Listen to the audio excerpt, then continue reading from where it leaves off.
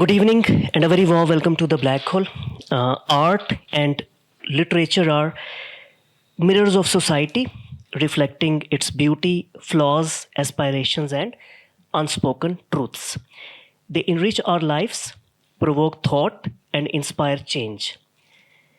In this landscape, literary criticism plays a crucial role. It helps us understand the cultural, social, political, and historical contexts of literature, guiding us to see beyond the surface.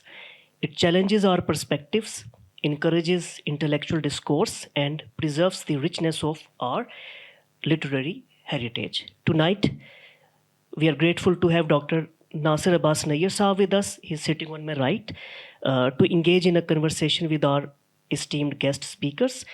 Dr. Nayyar is a renowned critic, story writer, essayist, educationist, and former Director General of the Urdu Science Board. Joining him are Dr. Qasim Yaqub, वो भी दाएं जाने भी मेरे तशरीफ़ फरमाए, an editor, critic and poet, and Safdar Rashid Saab, who's sitting on my left, an educationist and translator. आज के सेशन की मेज़बानी और निज़ामत की ज़िम्मेदारी निभा रहे हैं डॉक्टर रविश नदीम. आप जानते हैं as a writer, poet, critic and educationist. आप सब लोगों की आमद का शुक्रिया. यहाँ मैं देख रहा हूँ शाहिद हमीद साहब हैं, राशिद सलीम साहब हैं, डॉक्टर सनोबर अल्ताफ़ है मेरे सामने, डॉक्टर ज़िया बलोच हैं, डॉक्टर शहरयार ख़ान और किशोर नाहिद आप ही. चले नहीं, ये तो मैं फ़र्दन शुक्रिया अदा कर रहा था. Please do us a favour and turn your cell phones to silent mode so that there is no distraction, और सारी हमारी तवज्जो जो है वो नय्यर साहब के मुकालमे पर मरकूज़ रहे.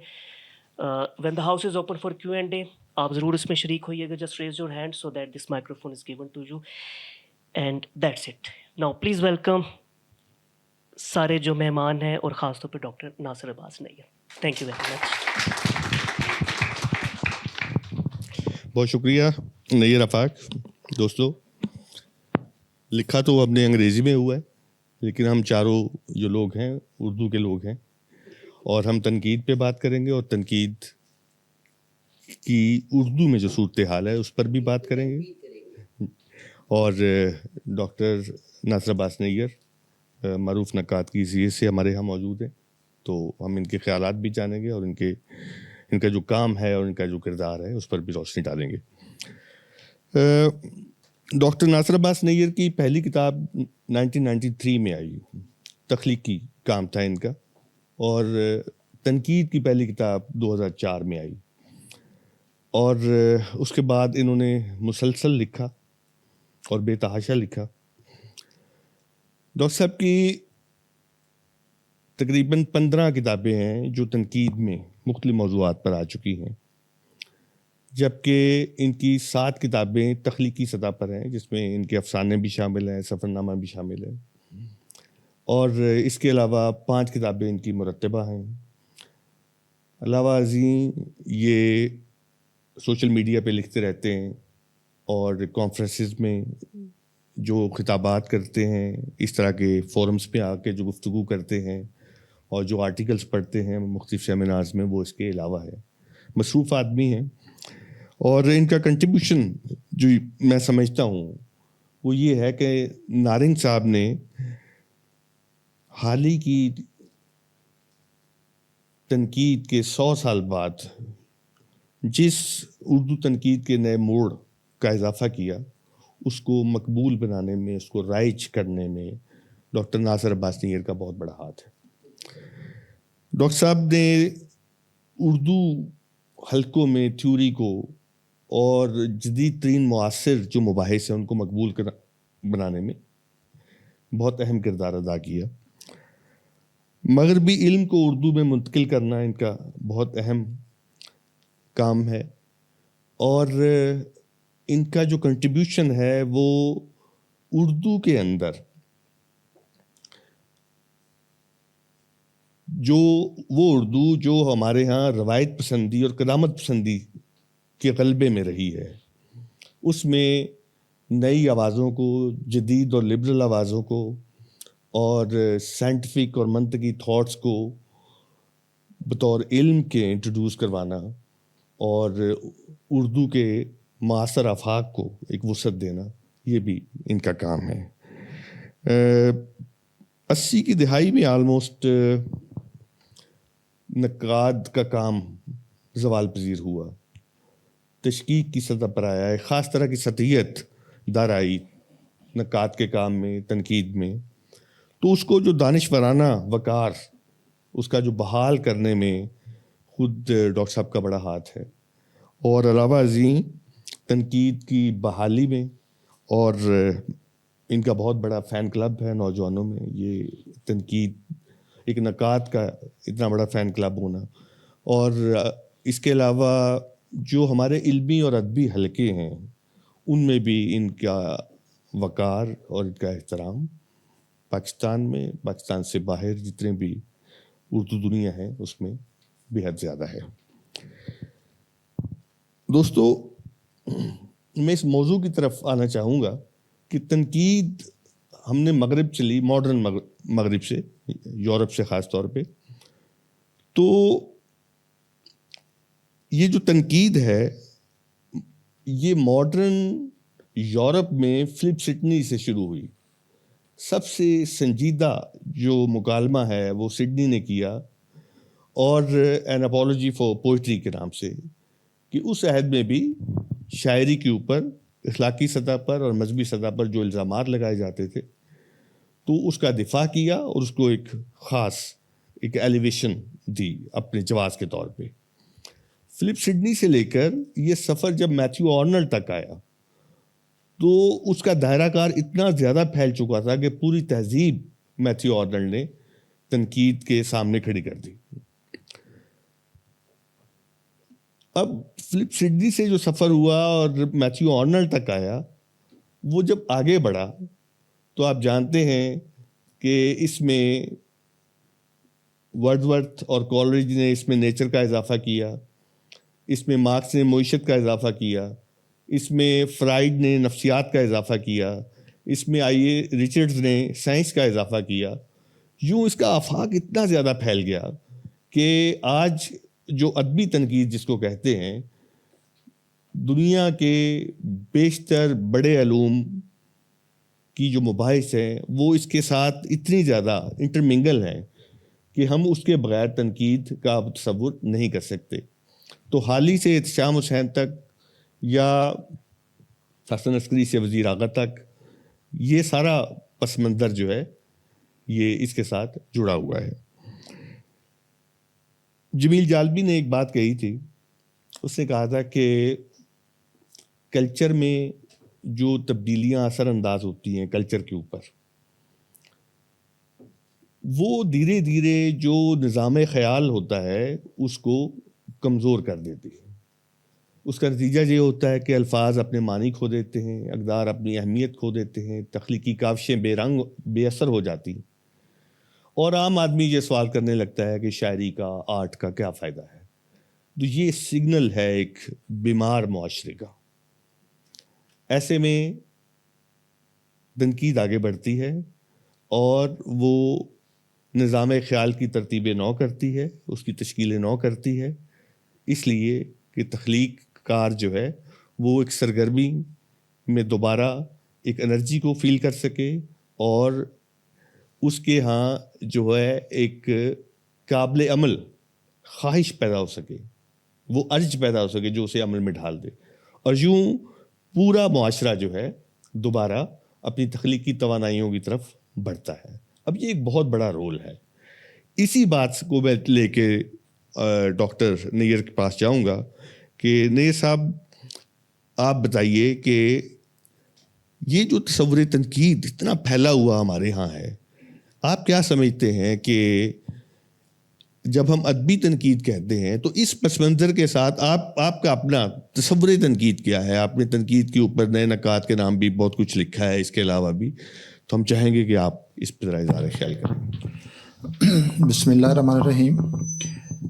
بے حد شکریہ ڈاکٹر رویش صاحب، بلیک ہول کا بہت شکریہ، صفدر صاحب، قاسم صاحب کا بہت شکریہ، لیکن سب سے زیادہ شکریہ میں آپا کشور کا ادا کرنا چاہتا ہوں کہ ایک چھوٹے سے نقاد کو سننے کے لیے اتنی بڑی ایک بزرگ شخصیت ہمارے عہد کی تو وہ ان کا تشریف لانا، حمید شاہد صاحب کا تشریف لانا، اور باقی ہمارے بہت سے دوست بیٹھے ہیں، غلام علی صاحب ہیں، ضیاء بلوچ صاحب ہیں، بے حد ہمارے اور دوست ہیں، شیر علی صاحب ہیں، اور بے شمار، اور میں بہت ممنون ہوں آپ سب کا اور اس پلیٹ فارم کا، کہ اس پلیٹ فارم کی جو اسپرٹ ہے کہ ایک ایسا علم معاشرے تک پھیلانا جس کا علم ہونا مشکوک نہ ہو. ہمارے یہاں علم کے نام پہ عقیدہ، علم کے نام پہ ایک اساطیر، ان معنوں میں اساطیر نہیں، ایسی اساطیر جن کو جو فیبریکیٹ کی جاتی ہیں، جو طاقتوروں کی طرف سے جو کہانیاں بنائی جاتی ہیں، جو نیریٹیوز بنائے جاتے ہیں، جو ڈسکورسز بنائے جاتے ہیں، تو وہ علم نہیں. تو اس سے الگ کرنے کے لیے جو اس کی روح ہے، تو میرا جو تصور تنقید ہے وہ اسی سے ایک ملتا جلتا ہے. پتہ نہیں سے میں اپنا تصور تنقید کہہ سکتا ہوں کہ نہیں، لیکن over the period of time مجھے لکھتے ہوئے تقریباً کوئی 35 برس اس موضوع پہ غور و فکر کرتے ہوئے لکھتے ہوئے ہو گئے ہیں. تو اس دوران رفتہ رفتہ ہم جس بھی صنف میں لکھتے ہیں، تو حتیٰ کہ صنف کو پڑھیں بھی، مثلاً اگر آپ 5-10 ناول پڑھتے ہیں، 15-20 نظمیں پڑھتے ہیں، 100-50 غزلیں پڑھتے ہیں، تو آپ اس صنف کے بارے میں کچھ نہ کچھ جاننا شروع کر دیتے ہیں. ہو سکتا ہے آپ اس کو پوری طرح بیان نہ کر سکیں، لیکن اس کا کچھ نہ کچھ علم، اس کا ذوق اور اس کا فہم آپ کے پاس آ جاتا ہے. تو اسی طرح جب آپ بڑی کتابیں پڑھتے ہیں، جن کو دنیا کی بڑی کتابیں کہا گیا ہے، تو اس کے ذریعے پھر آپ ایک اپنا تصور اس صنف کے بارے میں ضرور بنا لیتے ہیں. تو میرا ایک جو بنا ہے تصور، جس کو میں نے پریکٹس کرنے کی بھی کوشش کی ہے، وہ یہ ہے کہ جو تنقید ہے وہ بنیادی نوعیت کے سوالات اٹھاتی ہے. سوال اٹھانا تنقید کا بنیادی کام ہے. Criticism is a reason discourse, یعنی تنقید محض کسی فن پارے کے بارے میں، یا فن پارہ جس زمانے میں لکھا گیا، یا فن پارہ لکھنے والا کون ہے، یا فن پارے کا اثر لوگوں پر کیا ہے، اس کے بارے میں صرف تاثر کو بیان نہیں کرنا. میں تاثر کی جو اہمیت ہے اس کا ایک طرح سے قائل ہوں، لیکن جو تنقید ہے یہ تاثر سے آگے جانے کا نام ہے. کہ نقاد وہ ہے جو اپنے ایک ایک لفظ کی ذمہ داری کو بھی قبول کرتا ہے. ایک عام آدمی کے لیے ایک فن پارے کو پڑھنا اس فن پارے کی سطح تک محدود رہنا ہے، یعنی وہ اس ٹیکسٹ تک محدود رہتا ہے. لیکن جو تنقید ہے وہ beyond the text, beneath the text اور بی سائڈز دا ٹیکسٹ. تو وہ متن کے یعنی پیچھے جاتی ہے جہاں متن لکھا گیا. مطلب تنقید کے بغیر آپ کسی فن پارے کا وہ کنٹیکسٹ، میں نے ایک کتاب لکھی تھی متن سیاق اور تناظر، اس میں یہ بنیادی مسئلہ حل کرنے کی اپنے طور پر کوشش کی تھی کہ ہم جو بھی فن پارہ پڑھتے ہیں، ایک تو فن پارے میں جو معنی پیدا ہوئے ہیں وہ فن پارے کے اس کنٹیکسٹ میں پیدا ہوئے ہیں. اس کو لکھا کس نے ہے، اس کو کس زمانے میں لکھا ہے، اور وہ کون سے خاص حالات تھے جن میں اس نے لکھا ہے. تو وہ کنٹیکسٹ جو 3-4 ان چیزوں سے مل کر بنتا ہے، اس سے فن پارے کا ایک معنی بنتا ہے. کیونکہ فن پارے کا مطلب ہی یہ کہ ایک بامعنی تخلیقی تحریر. ہمارے ہاں مطلب بہت سے دوست ہیں جو کہتے ہیں جی فن پارے سے معنی تلاش نہیں کرنے چاہیے. وہ اس کے پیچھے نہیں جاتے کہ اس کے پیچھے پوری پالیٹکس ہے. کبھی آپ کتاب پڑھیں، ایک کتاب ہے اگینسٹ دا انٹرپریٹیشن، یہ اس کی لکھی ہوئی ہے سوزن سونٹیگ کی، اور صاف لگتا ہے، حالانکہ اس نے بہت اچھی باقی کتابیں لکھی ہیں، فوٹوگرافی پر اس کی بہت غیر معمولی کتاب ہے، النیس ایز میٹافور اس کی بہت، میں سمجھتا ہوں ہر ایک کو پڑھنی چاہیے کہ کس طرح جب بیماری کو آپ میٹافور بناتے ہیں تو بیماری سے دور ہو جاتے ہیں. تو بہت اچھی. لیکن اس میں اس نے بتایا کہ جناب ہمیں تو فن پارے میں جو تجربہ ہے اس کو صرف محسوس کرنا چاہیے، اس کے معنی تک نہیں نہ جان. فن پارے میں معنی ہوتے نہیں ہیں، سوریلسٹ مصوری میں معنی نہیں ہوتے، اسی طرح جو سمبولک لٹریچر اس میں معنی نہیں ہوتے. لیکن یہ سارے کا سارا جو نظریہ تھا یہ سرد جنگ میں جو امریکی حیتی تنقید تھی اس کا پیدا کردہ ہوا تھا. اس لیے فن پارہ ہے تو بالکل معنی اس میں پیدا ہوتے ہیں. تو پہلا معنی تو اس کے کنٹیکسٹ میں پیدا ہوتا ہے. تو لہٰذا میں سمجھتا ہوں کہ میں جو اس تنقید کو کرتا ہوں سب سے پہلے میں اس کے اس کنٹیکسٹ کو سمجھنا چاہتا ہوں. جو عام ریڈر ہے اس کو اس کنٹیکسٹ سے کوئی دلچسپی نہیں ہوتی. وہ اس کے لیے فن پارہ ہے وہ کب لکھا گیا, کس زمانے میں لکھا گیا, کن ہسٹوریکل کنڈیشنز میں لکھا گیا. ہسٹوریکل کنڈیشن میں بھی لکھتے ہوئے کبھی جو فنکار ہے وہ ان کنڈیشنز کو صرف ایز اٹ از پیش کرتا ہے, کبھی ان کو چیلنج کرتا ہے, اور کبھی ان کو ترک کر کے کسی اور جگہ بھی چلا جا سکتا ہے. تو ایک جیسی ہسٹوریکل کنڈیشنز میں ملٹیپل ٹیکسٹ لکھے جاتے ہیں اور وہ فنکاروں کے تصورات پر. تو نقاد کا کام یہ کہ وہ ہر فن پارے کا مطالعہ کرتے ہوئے اس کے جو بنیادی یہ سیاق ہے اس کو روگردانی نہ کرے. عام آدمی وہ نہیں کرتا. اس لیے نقاد کو بہت محنت کرنی پڑتی ہے. تنقید کے لیے ایک غیر معمولی اسکالرشپ لازمی ہے, اور اس میں اس کے پاس تاریخ کا علم ہو, انسانی نفسیات کا علم ہو, اور انسانی نفسیات کا وہ علم جو عام نفسیات اور تخلیقی نفسیات میں فرق کر سکے. کہ ایک آدمی کا اگر ایک آدمی خواب دیکھتا ہے تو اس کو اور معنی ہے, لیکن اگر ایک تخلیق کار اپنے کسی خواب کو یا کسی اور کے خواب کو لکھتا ہے تو اس کے اور معنی ہوتے ہیں. تو یہ بھی اس کو علم ہونا چاہیے. پھر وہ جس زبان کا انتخاب کر رہا ہے اس کا بھی علم ہونا چاہیے کہ وہ کیوں خاص زبان کا استعمال کر رہا ہے.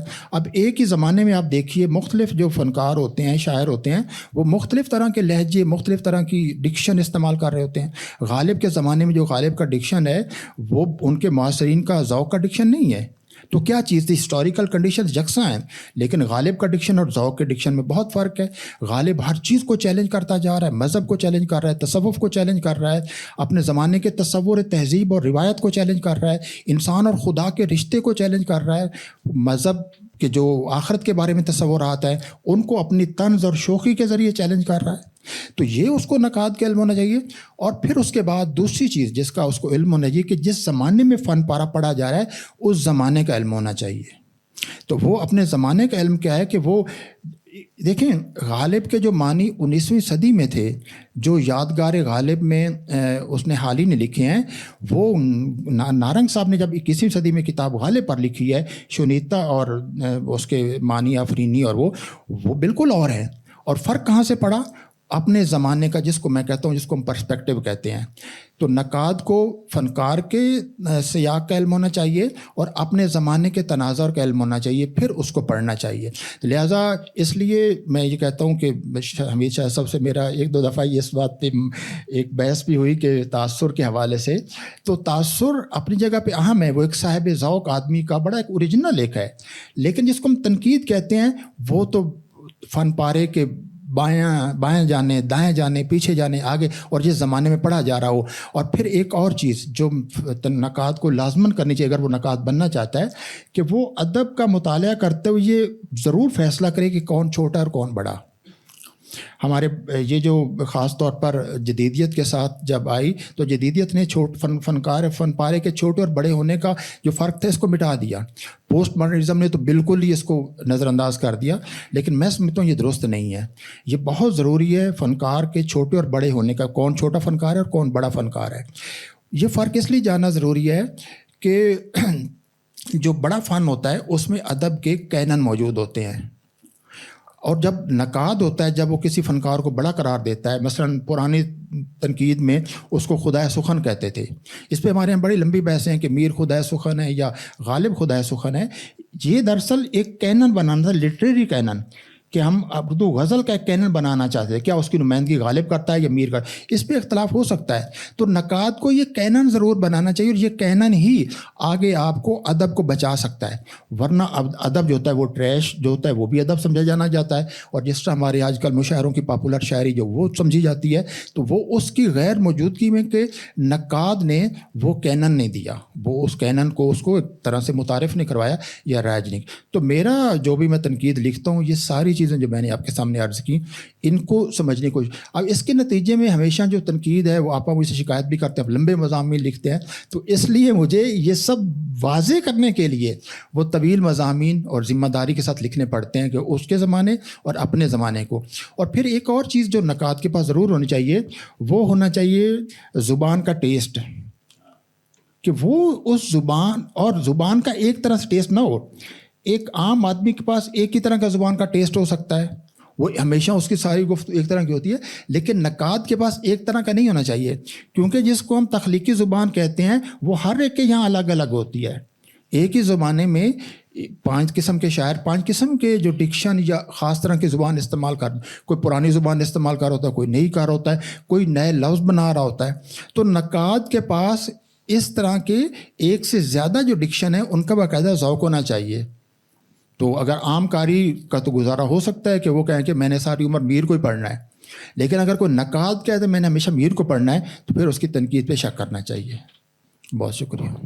بہت شکریہ ڈاکٹر صاحب. 2 باتیں آپ کی بڑی اہم تھی. ایک تو تاثر والی، میں اس سے بہت سہمت ہوں کہ تاثر اثر سے ہی ہے، اور تاثر کا جو ہے تعلق وہ بہرحال جذبے کے ساتھ ہے. تو جب وہ جذبے کو ہم ریشنلائز نہیں کرتے، اپنے منطقی نظام کا حصہ نہیں بناتے، تو تب تک ہم تنقید کی طرف بھی بڑھ نہیں سکتے. اور دوسرا وہ جو آپ نے کینن کی بات کی، یہ پوسٹ ماڈرنزم کے حوالے سے آپ کا بہت اچھا ہے کہ اس کے اوپر آپ نے ضرب لگائی ہے کہ وہ چھوٹے اور بڑے کو ایک ہی جگہ پر ٹریٹ کرنے کی بجائے جو اس کی درجہ بندی ہے اس کو کرنا بہت ضروری ہے، اس کا تعین جو ہے. ڈاکٹر قاسم، آپ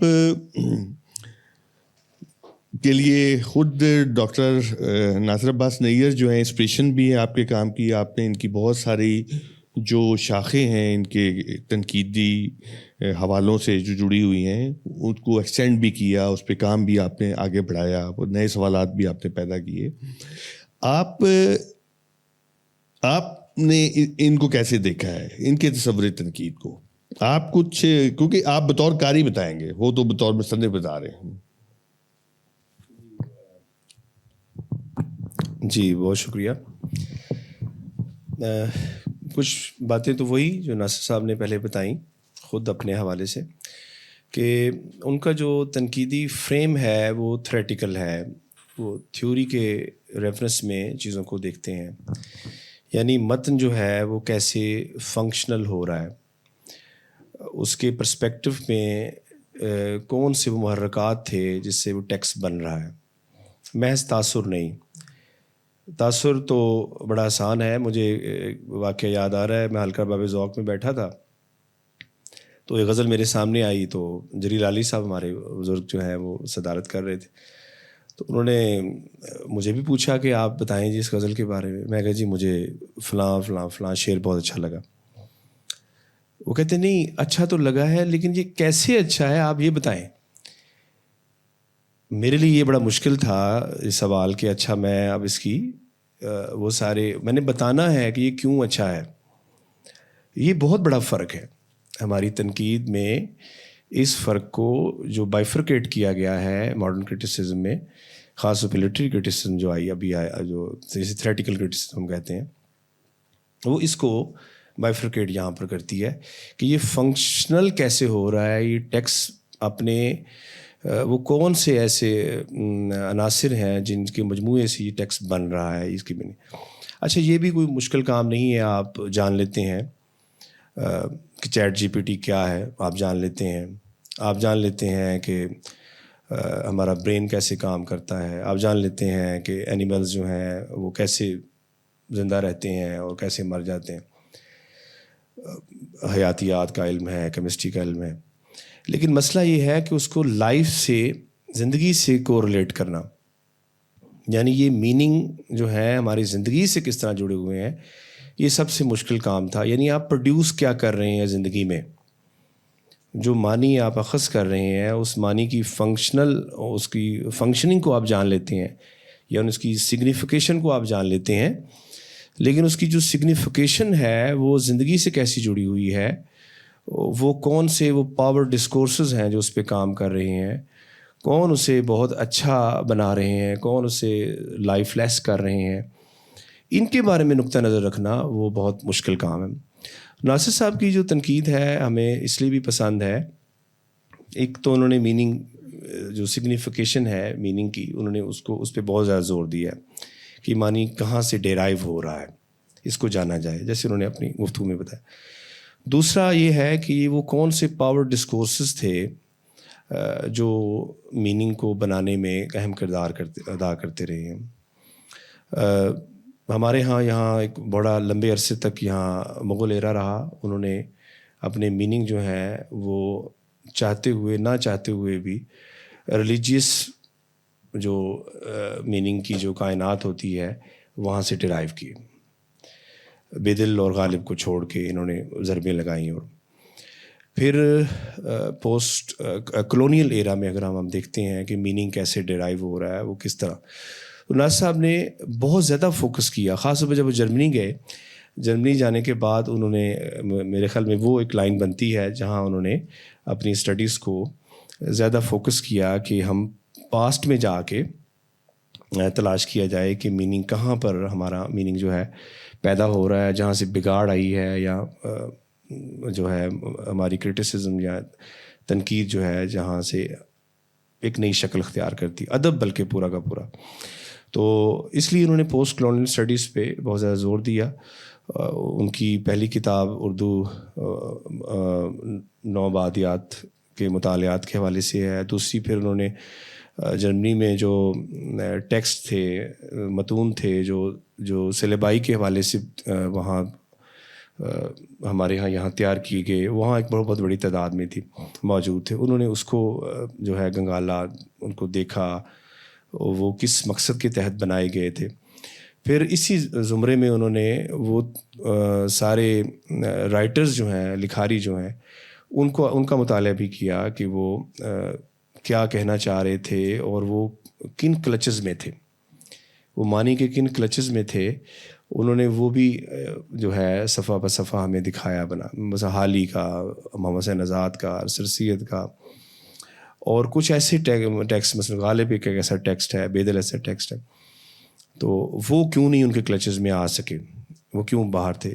تو یہ سارے سوالات جو ہیں میرے خیال میں معاصر صورتحال کو سمجھنے کے لیے انہوں نے بیک فٹ پہ جا کے، فلیش بیک میں جا کے چیزوں کو دیکھنے کی کوشش کی، اور وہاں سے انہوں نے جاننے کی کوشش کی کہ اصل میں بگاڑ یہاں سے آیا ہے، یہاں سے ہم چیزوں کو دیکھیں اور اپنی سوسائٹی کے جو مسائل ہیں یا یہاں اس وقت جو پرابلم ہے اس کو جاننے کی کوشش کریں.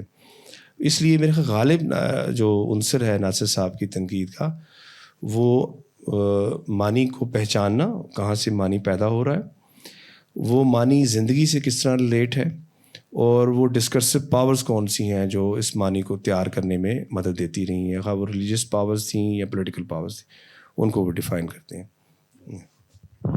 بہت شکریہ ڈاکٹر صاحب.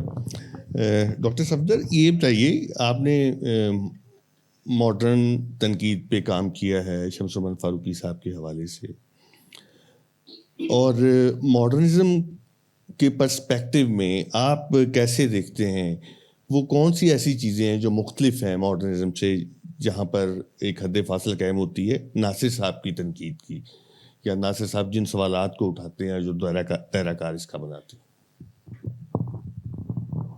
بہت شکریہ سر. یہ تو سوال میرے بھی ذہن میں ہے کہ دیکھیے، جدیدیت کے جتنے بھی ہراول دستے کے لوگ تھے تنقید میں، فاروقی صاحب، نارنگ ہو گئے، فاروقی اور جتنے بھی ساتھ لوگ تھے، ان میں سے کچھ نے آگے پڑاؤ کیا اور کچھ وہیں رہے. جیسے فاروقی صاحب کا تھا کہ یہ ایک ہی چیز ہے، یہ آگے اس میں کوئی اتنا فرق نہیں ہے، حتیٰ کہ نام بھی نہیں ہے ما بعد جدیدیت جو ہے، اس کا کوئی بھی عارضی نام ہے جدیدیت کے بعد. تو کوئی بنیادی قضایہ میں بھی کوئی ایسا نہیں آیا. ٹیکسٹ کو پڑھنے کا بھی وہی طریقہ کار جو ہے، اور البتہ ان کے ہاں ما بعد جدیدیت کہتے ہیں تو ان کی نسبت ان کے ہاں جو فن پارے میں تمیز قائم کرنے کا ہے وہ جدید والوں کے ہاں بہرحال زیادہ ہے. تو اس طرح تو ہم نے یہ چیزیں پڑھی ہیں. لیکن جو ناصر صاحب کے ہاں اس بات سے بھی قطع نظر کہ ما بعد جدیدیت، یہ ایک جیسے کہتے ہیں کہ لیبل مخصوص لگا ہے کہ جیسے ناصر صاحب نے صرف یہی لکھا ہے اور مخصوص چند اصطلاحات ہیں جو ہمیں سمجھ نہیں آتی. یہ ادب کے طالب علموں سے بھی ہم نے حتیٰ کہ اساتذہ سے اس طرح کی شکایتیں سنی کہ تنقید جو ہے بھئی اب یہ گورکھ دھندا ہے اصطلاحات کا اور یہ لفاظی ہے. تنقید تو وہ ہوتی تھی جو ہم اوراق میں ان میں پڑھا کرتے تھے 40-50 سال پہلے. تو لیکن ناصر صاحب کا اگر پورا کام ہم دیکھتے ہیں تو دیکھیے کہ مجھے یاد ہے کہ بہت عرصہ پہلے بیدل پہ بھی آپ کا ہم نے آرٹیکل پڑھا، غالب پہ بھی موجود ہے، اقبال پہ آپ کے آرٹیکلز ہیں، اور مجید امجد پہ آپ کی پوری کتاب موجود ہے، میرا جی پہ ابھی اور کیا لکھیں تو 5-7 آرٹیکل جو فرض کیا ہمیں کوئی ادک لگ رہے ہیں، اس کی بنیاد پہ یہ کہا جائے تو ناصر صاحب کے ہاں جو میرا خیال ہے کہ اس سطح پہ اب ہے ناصر صاحب کہ جیسے ہر بڑے آدمی کو کہ ہم اس سے مخصوص ٹرمنالوجی کے اندر قید نہیں کر سکتے، جتنی بھی اصطلاحات ہیں ہمیں بہرحال قید کر دیتی ہیں، ترقی پسند کہہ دیا تو ایک مخصوص لیبل آ گیا، ایسا نہیں ہوتا بھائی، جو بڑا فنکار ہے وہ بہت بڑا ہوتا ہے، وہ ترقی پسندی سے بھی آگے جا کے ہوگا، جدیدیت کا بھی اسی طریقے سے مابعد جدیدیت، تو یہ مس لیڈنگ بھی ہوتی ہیں بڑے فنکار کے لیے بھی، بڑے آدمی کے لیے۔ تو ناصر صاحب کو صرف مابعد جدید جو ہماری تفہیم ہے مابعد جدید کی، بلکہ یہاں تک بھی ہوتا ہے کہ بھئی جیسے آپ نے حیاتی تنقید کے بارے میں کہا کہ یہ کولڈ وار کے دور میں اس طرح آیا تھا، تو عین یہی بات مابعد جدید کے بارے میں بھی لوگ کہتے ہیں کہ یہ جو لوگ لکھ رہے ہیں یہ بھی ایک ایجنڈا ہے کہ معنی جو ہے اس کو استحکام نہیں ہے، ڈیتھ آف آتھر اور یہ ساری باتیں۔ تو ناصر صاحب کا جو کنٹریبیوشن ہے بہت بڑا کہ ہمیں مستقل لکھ کے اور گفتگو کر کے یہ ہمیں چیزیں کلیئرٹی کے ساتھ آج پتہ ہے کہ مجھے یاد ہے کہ بہت عرصہ پہلے کہ غالباً 10-15 سال پہلے انتظار حسین صاحب کا بھی مضمون آرٹیکل اخبار میں تھا جو مابعد جدید پہ اس پہ تھا، اور اس میں کہا ہوا تھا کہ یہ کیا ہوا بھائی کہ وہ انڈے دے فاختہ مجھے یاد ہے، تو مراد ہے کہ وہ بہت لے لیے گئے ایک سادگی میں چیزوں کو، ایسا نہیں تھا۔ تو ناصر صاحب نے ان پیچیدہ چیزوں کو جو ہمارے لیے پانی کیا ہے، اور اب اس کے بعد بہت سے لوگ اور لکھ رہے ہیں، اور ہم جیسے صرف پڑھ رہے ہیں، قاسم صاحب لکھ رہے ہیں اور آپ لوگ لکھ رہے ہیں زیادہ اس پہ، تو یہ ایک ان کا بہت بڑا کنٹریبیوشن ہے کہ یہ یعنی جیسے انہوں نے بات کی قاسم نے کہ کلونیل اسٹڈی سے لے کر اور آج کے اس تک، حتیٰ کہ آج آپ کا کوئی واقعہ بھی ہوتا ہے اس پہ بھی کرنٹ ایشوز کے اوپر بھی لکھنا جو ہے وہ ناصر صاحب سے ان کی رائے جو ہے آتی ہے۔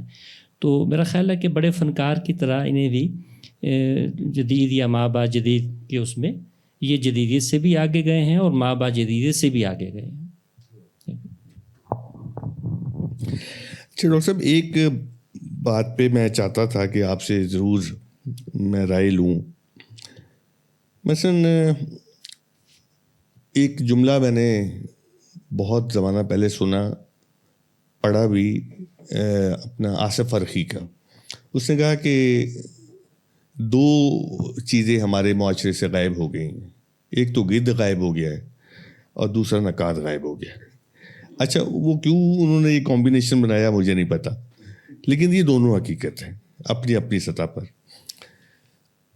اب 80 کی دہائی جو ہے وہ ایک ٹرننگ پوائنٹ ہے ہمارا سوشو پولیٹیکل حوالے سے، اور اس کے بعد ہم مسلسل نیچے کی طرف جا رہے ہیں، انحطاط کا شکار ہیں، اور یہی وہ عرصہ ہے جس میں نقاد غائب ہوتا چلا جا رہا ہے۔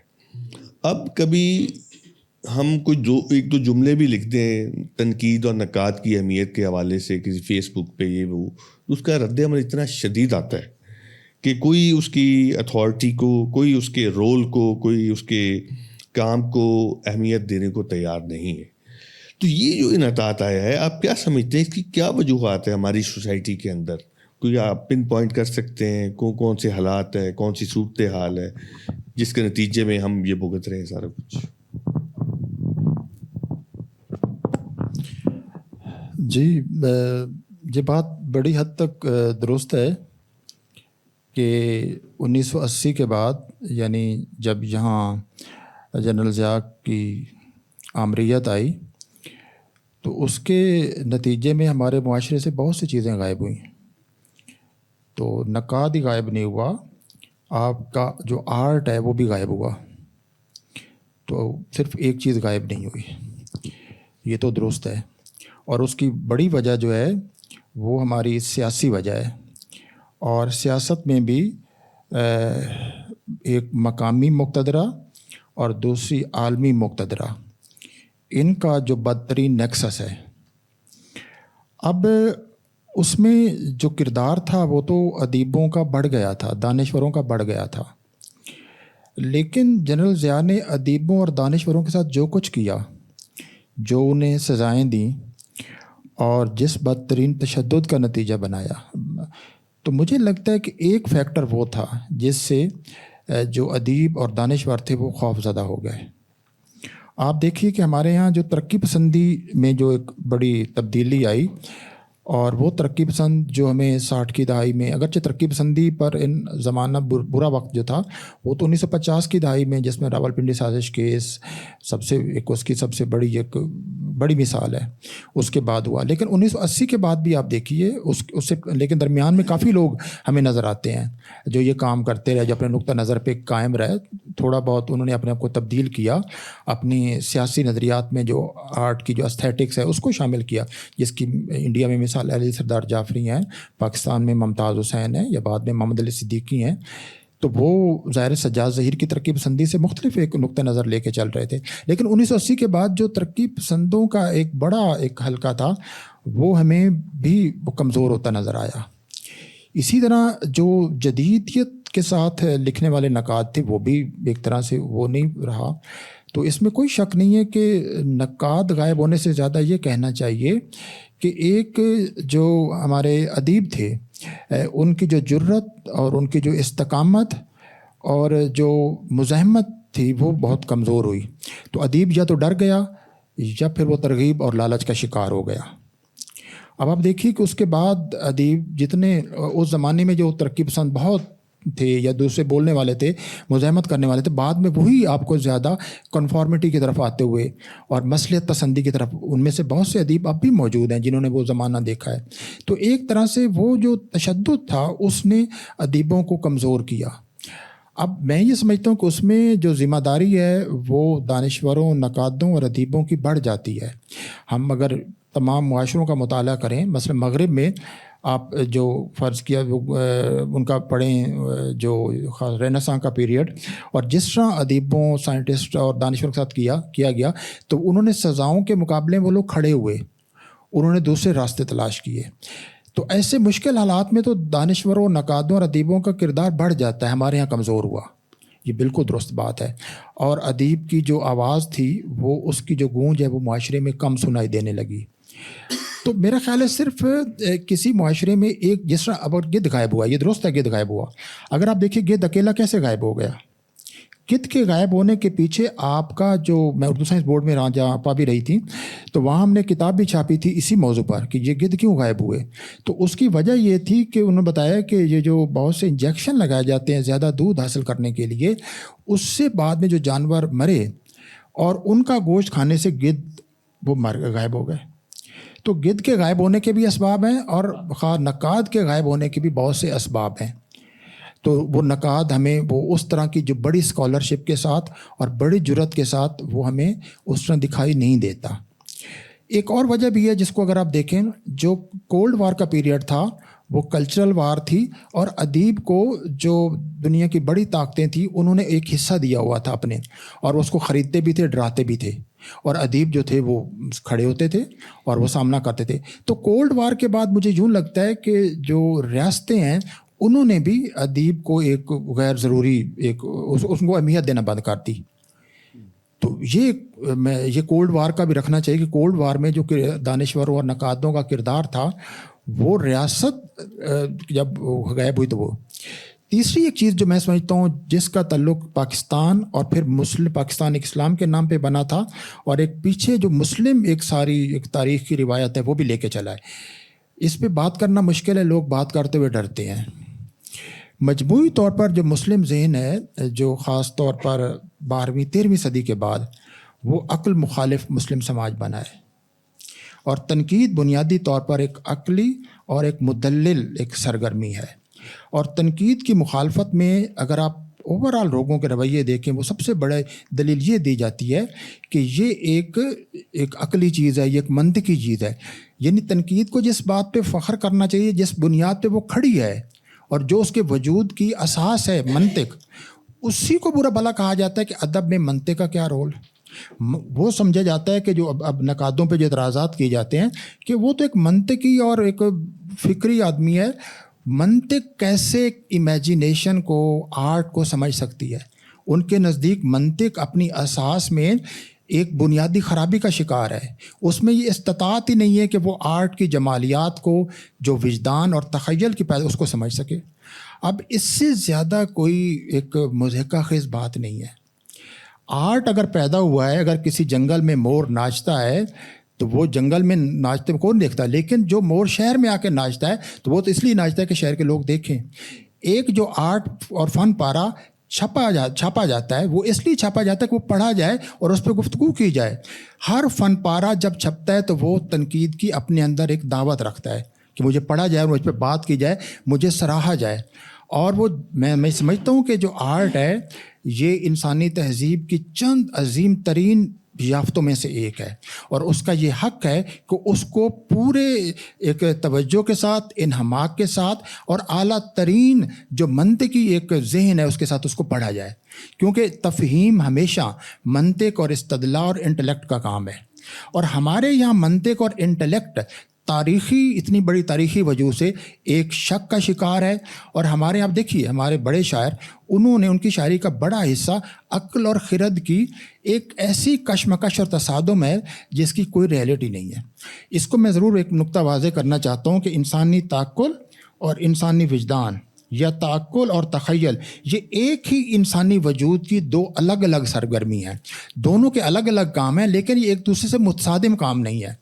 عقل اور تخیل میں جو تصادم ہے یہ ہمیشہ انسانی وجود سے باہر پیدا کیا جاتا ہے، یہ سوسائٹی میں پیدا کیا جاتا ہے، یہ تاریخ میں پیدا کیا جاتا ہے، یہ مقتدرہ کے ذریعے پیدا کیا جاتا ہے، اور اس کے ذریعے پیدا کر کے انسانی وہ باہر کی جو جنگ ہے، طبقات کی جو باہر کی جنگ ہے، وہ انسان کے اندر کی آویزش بنا دی جاتی ہے.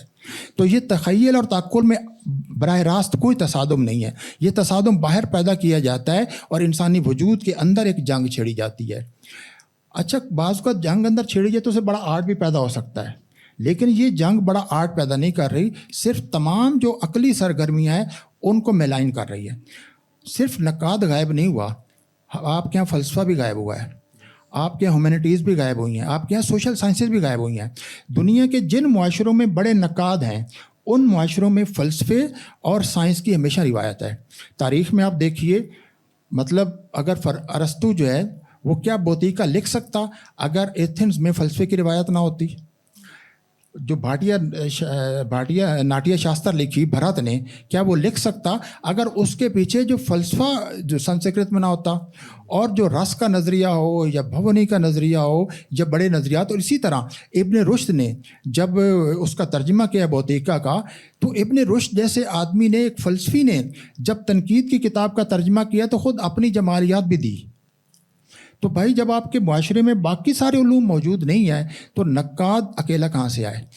ہر معاشرے میں علم کی ایک ایکالوجی پیدا ہوتی ہے، فلسفہ موجود ہوتا ہے، ہیومینٹیز موجود ہوتی ہیں، ایک مسلسل ڈسکورسز، ایک انٹلیکچوئل ڈسکورسز ہوتے ہیں، اس کے ساتھ تنقید آتی ہے، اور وہ آرٹ کو سمجھنے کی اور آرٹ کی گہرائیوں میں اترنے کی کوشش کرتی ہے. وہ آرٹ کو نقصان نہیں. آج تک ایسا نہیں ہوا کہ تنقید نے، یعنی انسانی تعقل نے معاشرے کو کبھی نقصان پہنچایا، آج تک اس کی کوئی تاریخ نہیں ہے.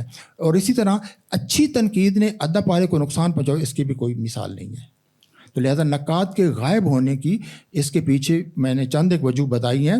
اگر مجھے کبھی لکھنے کا موقع ملے گا شاید میں اور بھی کچھ وجوہ دریافت کروں گا. میں اس میں ایک ایڈ کر لوں پھر صدر صاحب، اس میں ایک چیز اور میں ایڈ کرنا چاہوں گا جو یقیناً آپ کے ذہن میں ہوگی، آپ بیان نہیں کر پائے، کہ ایک تو مزاحمت اور احتجاج کا مسئلہ تھا جس کی جرت کی طرف آپ نے اشارے کیے، اور ایک سپریشن تھا ضیاء الحق کے ڈکٹیٹرشپ کا.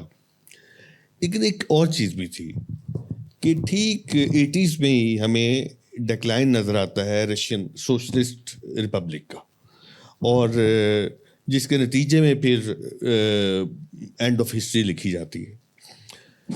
ٹھیک اس پروگریسو تھاٹ کے فال کے ساتھ ہی ہمیں جو ماڈرنزم کا فلسفہ ہے وہ بھی ڈکلائن کا شکار ہوتا نظر آتا ہے، کہ اس کی جگہ پر یہ جو ہے آپ جانتے ہیں کہ گلوبلائزیشن سامنے آتی ہے، نئی ٹیکنالوجی سامنے آتی ہے، اور اس کے نتیجے میں نئی مواد شروع ہوتی ہیں، چاہے اس کو آپ پوسٹ ماڈرن کنڈیشنز کے ساتھ جوڑ دیں جو بھی ہے.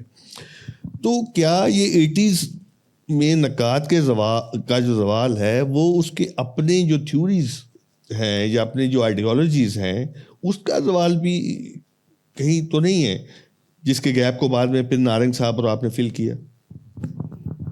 دیکھیں یہ تو ٹھیک ہے کہ جو وہ زمانہ تھا جس کا آپ ذکر کر رہے ہیں وہ ایک کلیش آف آئیڈیالوجیز کا زمانہ بھی تھا، اور اس کا ایک پازیٹیو رخ یہ تھا کہ جب آئیڈیالوجیز کا کلیش ہوتا ہے تو نئے نئے نظریات آتے ہیں، ایک دوسرے کے خلاف مزاحمت کرتے ہیں، اور ان کا ایک پورا ایک نظام فکر ہوتا ہے. اور جب یہ کولڈ وار ختم ہو گئی تو وہ کلیش آف آئیڈیالوجی صرف سے ایک معاشرے سے نکل گئی، اور جو پوسٹ ماڈرنزم اس کے بعد آیا.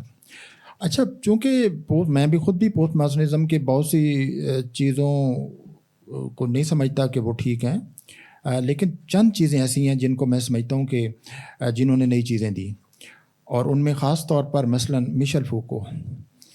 ہمارے ہاں چونکہ ان موضوعات پہ تفصیل سے بات نہیں ہوئی، سرسری پڑھا گیا، اور اردو کی کچھ کمزور تحریروں کی بنیاد پر کچھ آراء قائم کر لی گئی. مثلا اس کا جو نظریہ ڈسکورس کا نظریہ ہے میشل فوکو کا، وہ کہتا ہے کہ کوئی بھی جو ڈسکورس ہے کیا، وہ ڈسکورس کو ڈیفائن کرتا ہے کہ ہر ڈسکورس کے اندر ایک ڈیزائر فار پاور ہے. یعنی جو طاقتور طبقے ہوتے ہیں وہ معاشرے میں ایسے خیالات پھیلاتے ہیں، ایسی بحثیں پھیلاتے ہیں جن کا مقصد ان بحثوں کے ذریعے لوگوں کے ذہنوں پر طاقت اور اختیار حاصل کرنا ہوتا ہے. وہ بندوق استعمال نہیں کرتے، وہ بارود استعمال نہیں کرتے، وہ خیالات استعمال کرتے، اور خیالات کی تشکیل اس طرح کرتے، اور میڈیا کے ذریعے باقی ذرائع کے لیے اس طرح پھیلاتے ہیں کہ ان کے ذریعے وہ لوگوں کے اس تک آتے ہیں. اب اس نے کس طرح، اور یہ کس طرح جو لینگویج ہوتی ہے، صرف زبان جو ہوتی ہے، وہ کس طرح ایک سیاست کا بہت بڑا ہتھیار بن جاتی ہے. پاکستان کی تاریخ میں تو جو زبان ہے اس سیاست کا کتنا بڑا ہتھیار بنی وہ ہم سب جانتے ہیں. کہ آپ دیکھیں نا، جو اب مادری زبانوں کا دن منایا جاتا ہے، وہ اس کا تعلق پاکستان کی تاریخ کے ساتھ ہے کہ آپ نے بنگلہ دیش کے جو لوگ تھے ان کے لسانی حقوق تسلیم نہیں کیے تو آپ سے ملک الگ ہو گیا. تو اس وقت بھی ہم نے نہیں سمجھا کہ مذہب سے زیادہ زبان آپ کی طاقتور ہے، زبان آپ کو زیادہ جوڑنے والی ہے، اور لوگوں کے لیے زبان ان کی زیادہ ایک رکھتی ہے. اب زبان کا ایک کردار تو ہے کہ آپ کی آئیڈینٹی کی تلاش، آپ کی آئیڈینٹی جو بنتی ہے اس میں زبان کا بہت ہے. غلام علی صاحب نے تو خیر بہت ہی اس پہ موضوع پہ کام کیا کہ، لیکن زبان طاقت کا سب سے بڑا ٹول بھی بنتی ہے کہ آپ زبان کے ذریعے پوری حکومتیں کر سکتے ہیں. جیسے آپ نے جارج آرویل کا سب نے پڑھا ہوگا، جس میں ایک منسٹری آف ٹروتھ ہے جو 1984 ہے. اس میں جو منسٹری آف ٹروتھ کیا ہے کہ اب دیکھیں نا کہ وزارت صداقت، اور مطلب جو سرکار ہے اس نے اپنی ایک وزارت قائم کی ہے جس کا کام سچائی کو پیدا کرنا اور اس اپنی سچائی کو پھیلانا، اور اس کے لیے زبان چاہیے، اور خاص طرح کی زبان بنائی جاتی ہے. تو میشل فوکو نے اس طرح جس طرح زبان، لینگویج اور پاور کا یہ جو ریلیشن دریافت کیا، اور دیکھا کہ کس طرح جو سوسائٹیز ہیں، جو ایک آمرانہ سوسائٹیز ہوتی ہیں، وہ زبان کو کس طرح استعمال کرتی. تو یہ میرا خیال ہے جو پوسٹ ماڈرنزم میں یہ لینگویج کا جس طرح ایک فلسفیانہ مطالعہ کر کے اور اس میں طاقت کے رشتوں کو جس طرح کیا گیا، یہ اس سے پہلے پوری اس تاریخ میں نہیں کیا گیا. یہ چند چیزیں. اور یہ لوگ تھے جن کا جھکاؤ مارکسزم کی طرف بھی تھا. مطلب ڈیریڈا کی کتاب ہے جو ہمارے یہاں نہیں پڑھی گئی، اسپیکٹر آف مارکس. جب یہ ہوا زوال سوویت یونین کا، تو امریکہ میں ڈیریڈا کو دعوت دی گئی کہ آپ آ کے اب کی صورتحال پہ بات کیجئے. ہمارے یہاں تو کسی بڑے بڑے واقعے پہ کسی دانشور کو نہیں بلایا جاتا کہ آپ کھل پہ بات کیجئے، اس کو بلا.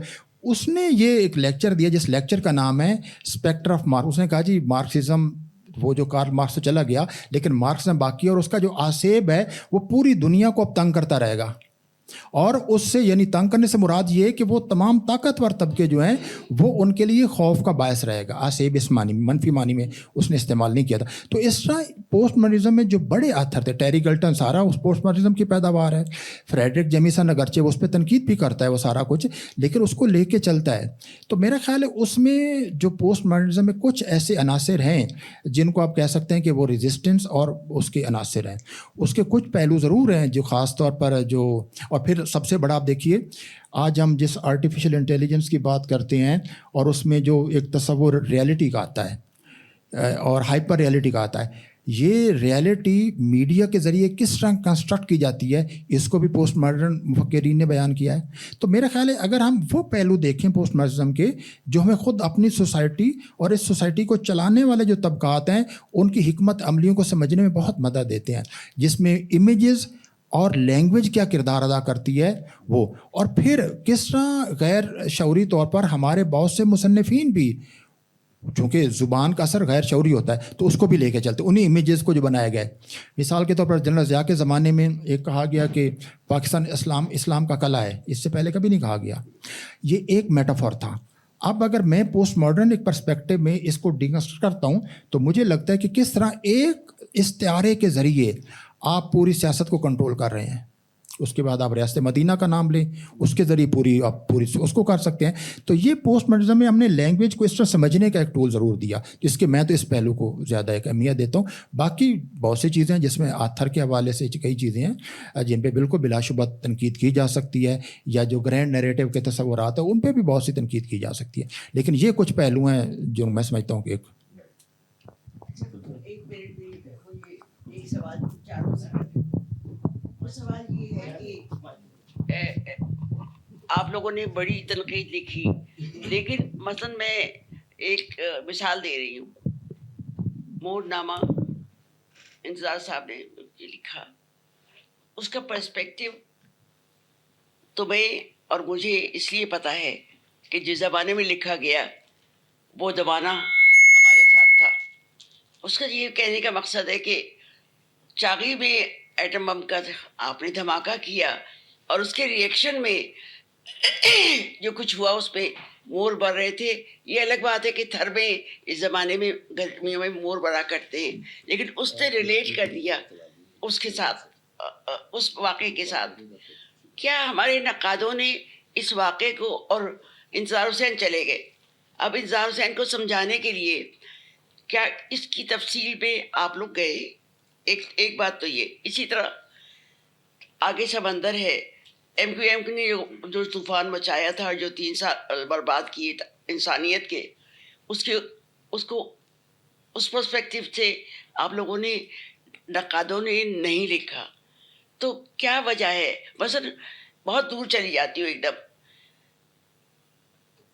65 میں جب رات کو لائٹیں بند ہوتی تھیں اور تو حجاب امتیاز علی اس زمانے میں ڈائری لکھتی تھی، اور اس میں اس وقت شاکر علی کہہ رہے تھے مجھے کوئل کی آواز آتی ہے اس کے باوجود کہ بم آ رہے ہیں.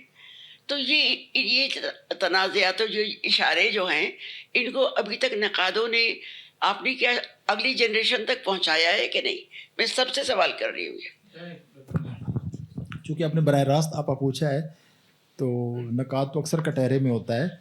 تو میں بھی ایک تو یہ کہ میں نے انتظار صاحب پہ 2 آرٹیکل لکھے ہیں.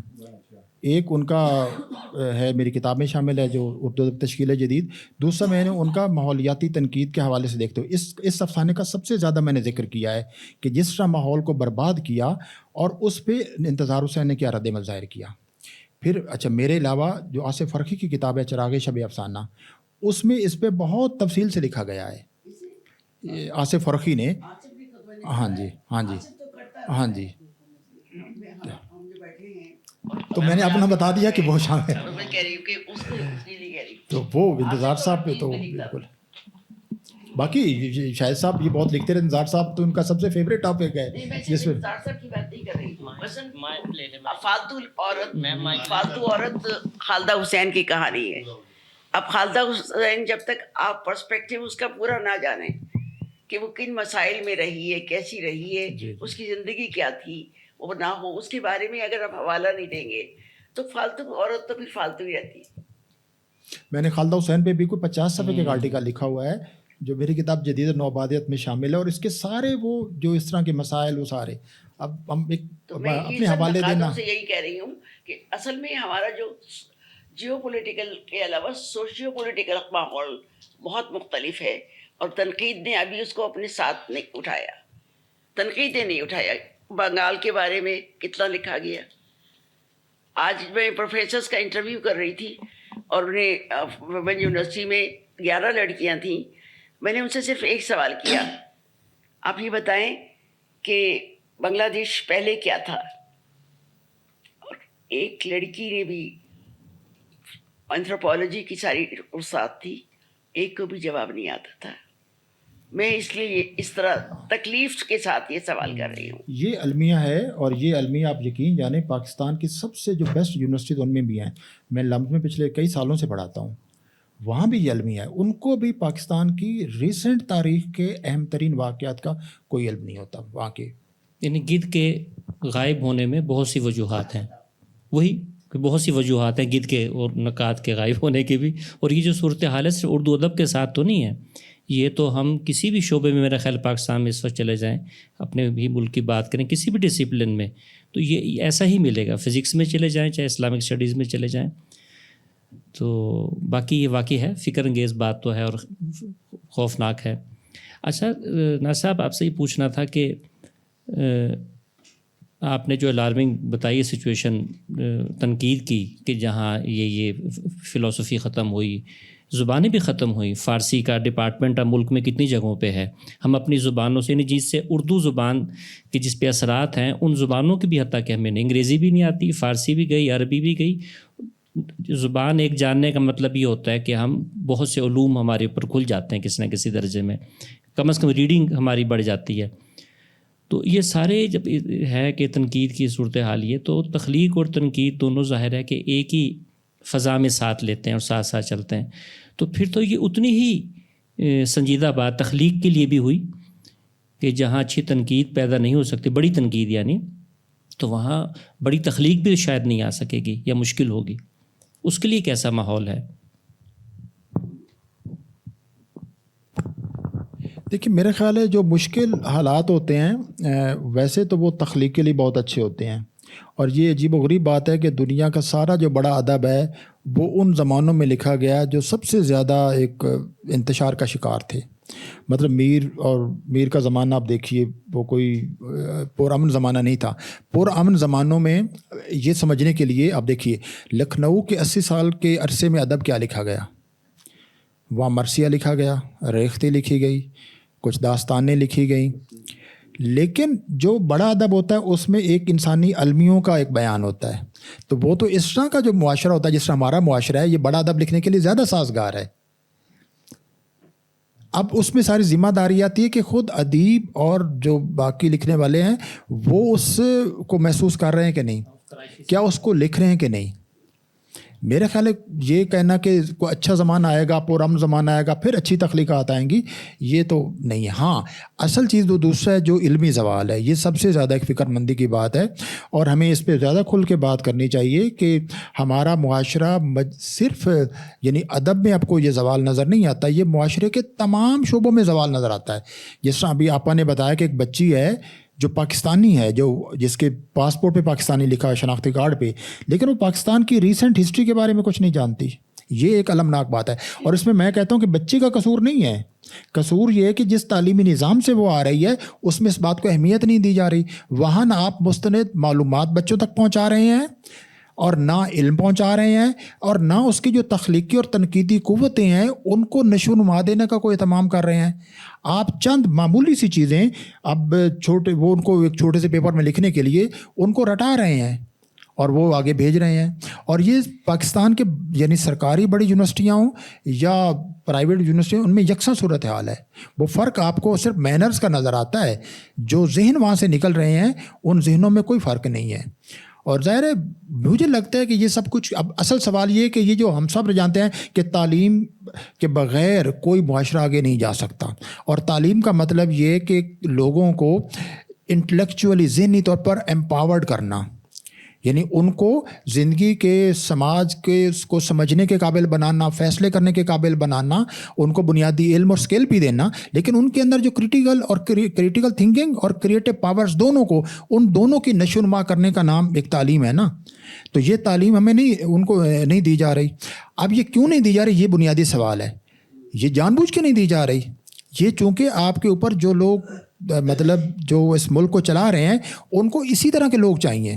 یہ میری اور آپ کی فکر مندی ہو سکتی ہے، ہم سب کی، کہ ہم ایسے نوجوان پیدا کر رہے ہیں جو کچھ نہیں جانتے، جو اپنے بارے میں کچھ نہیں جانتے، اپنی زمین کے بارے میں.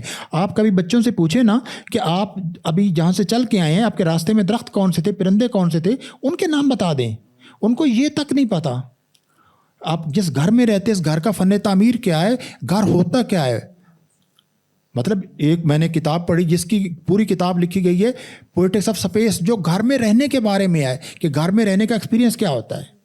گھر کا کون سا کمرہ آپ کے لیے کیا اہمیت رکھتا ہے, جب آپ کمرے میں داخل ہوتے ہیں تو آپ کے کیا ہوتے ہیں. تو ہمارے یہاں تو کچھ بھی ان کو نہیں بتایا. تو اس طرح کے لوگ جو کچھ بھی نہ جانتے ہوں وہ ان کو زیادہ ہیں. آپ جیسے ابھی آپا نے بھی کہا کہ وہ ہمارے جو حکمران جو کچھ کرتے ہیں اور وہ ان کے حکمرانوں کے زبان اور ان کو جیسر کو نہیں سمجھ سکتے, وہ ان کے منہ سے نکلے ہوئے چیزوں کو. بتاؤ جس نے ان موضوعات کے حوالے سے لکھا ہو جو میرے خیال کچھ سوالوں کے جواب یہ رویش صاحب بھی دے دیں. جس نے اس طرح کے بہت کچھ بنے بتایا اس پہ لکھا ہو. ابھی اس پہ ہم بعد میں بات کرتے ہیں, بس یہ بات مکمل ہونے والی ہے 15 منٹ, اس کے بعد پھر ہم دوستوں کی طرف آتے ہیں. آپ ذرا ایڈ کیجئے کائنڈلی.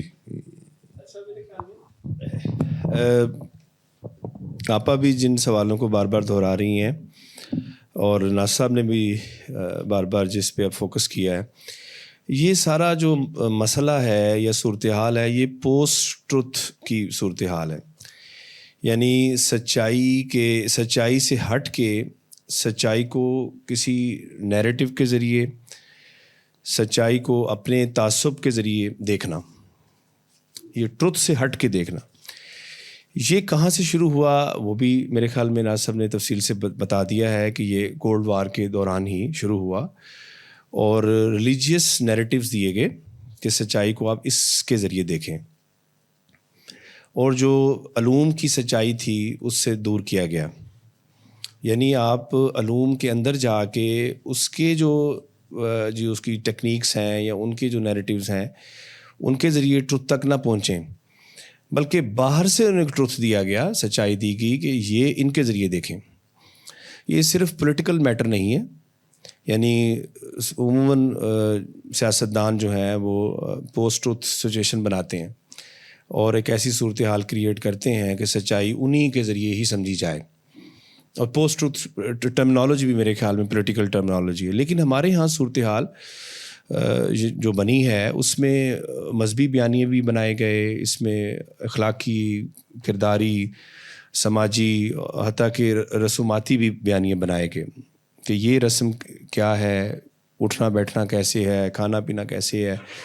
ہر طرح ہم نے ٹروتھ سے ہٹ کے ایک پوسٹ ٹروتھ بنایا, اس کی صورتحال یہ بنی. اچھا, اسی زمرے میں ناصر صاحب سے سوال کرنا چاہتا ہوں کہ کرٹیسزم, تنقید جو تھی ہماری وہ پہلے جو تھی وہ فارسی اورینٹڈ تھی یا مشرق اورینٹڈ تھی. وہ کرٹیسزم وہ انٹرپریٹیشن کو زیادہ ترجیح دیتی ہے, فن پارے کی یا ذاتی تاثر کو زیادہ ترجیح دیتی ہے. وہ ہم اس کے ذریعے زیادہ جلدی ٹروتھ تک پہنچنے کی کوشش کرتے ہیں. وہ گائیڈ بھی کرتی ہے, رہنمائی بھی کرتی ہے, وہ ریفرنشل بھی ہوتی ہے. لیکن جو تنقید آئی جس پہ زیادہ اعتراض کیا جاتا ہے, جو یورو سینٹرک کرٹیسزم آئی, اس کے اندر سارا کچھ جو ہے وہ آپ تھیریٹیکل فریم میں بناتے ہیں, اسی طرح سمجھتے ہیں. تو ایک یعنی کہہ لیں کہ ایک نقطہ نظر یہ تھا کہ مثلا آپ دور نہ جائیں, ہمارے ہاں 3 بڑے نکات ہیں. شمس رحمان فاروقی جو ہیں وہ ان کا جو زیادہ ذوق جو ہے وہ مشرق اورینٹڈ ہے. انہوں نے اس طرح دیکھا چیزوں کو. مثلا انہوں نے پولیٹکس کو ڈھونڈا جا کے پیچھے کہ ہماری پولیٹکس ہیں کیا. حالانکہ پولیٹکس اسٹیٹک نہیں ہوتی, بدلتی رہتی ہیں. وہ آج غزل بالکل اور طرح لکھی جا رہی ہیں جس پہ وہ زور دیتے ہیں شعر شور انگیز میں. اچھا, دوسرا اسکول یہ تھا نارنگ والا. نارنگ نے کہا نہیں, ہمیں ہندوستانیت پہ زور دینا چاہیے. انہوں نے ہندوستانیت میں جڑوں کو جا کے تلاش کرنے کی کوشش کی. ابھی جو ان کی کتاب لاسٹ آئی پچھلے 10 سال پہلے, شونیتا اور شیریا, جدریاتی وضع شونیتا اور شیریا غالب کے حوالے سے, انہوں نے دھونی کے نظریہ یا بودھی فلسفے کے تناظر میں انہوں نے چیزوں کو سمجھنے کی کوشش, غالب کو سمجھنے کی کوشش کی. آغا صاحب ہمارا تیسرا اسکول ہے. اس پہ انہوں نے, آغا صاحب نے سارا جو ہے فوکس کیا ویسٹرن کرٹیسزم کے حوالے سے, زیادہ انہوں نے انٹرپریٹ کیا ان چیزوں کو اپنے ہیں, اور ماڈرن کرٹیسزم کے وہ زیادہ قریب رہے. ناصر صاحب مجھے ایسے لگتا ہے جیسے ان کا بھی زیادہ فوکس جو ہے وہ یورو سینٹرک ہے. یورو سینٹرک کی وہ صورتحال جو اس وقت پوسٹ ماڈرنزم کے ساتھ آئی, مختلف شکلوں میں. تو مسئلہ یہ ہے کہ ہمارے ایشوز جو ہیں, ہمارے جو مسئلے ہیں, ایسے لگتا ہے جیسے وہ پوسٹ ٹروتھ میں وہ ڈسٹرب ہیں. ناصر صاحب خود اس کا استعمال کرتے ہیں, اس ٹرمینالوجی کا, کہ ایمبیویلنس جو ہیں, ہم متذبذب ہیں, ہم کدھر دیکھیں کیا دیکھیں. اور ٹیکسٹ جو ہے, وہ متن جو ہے, وہ اتنا زیادہ پروڈیوس ہو رہا ہے, اتنا زیادہ آ رہا ہے سامنے.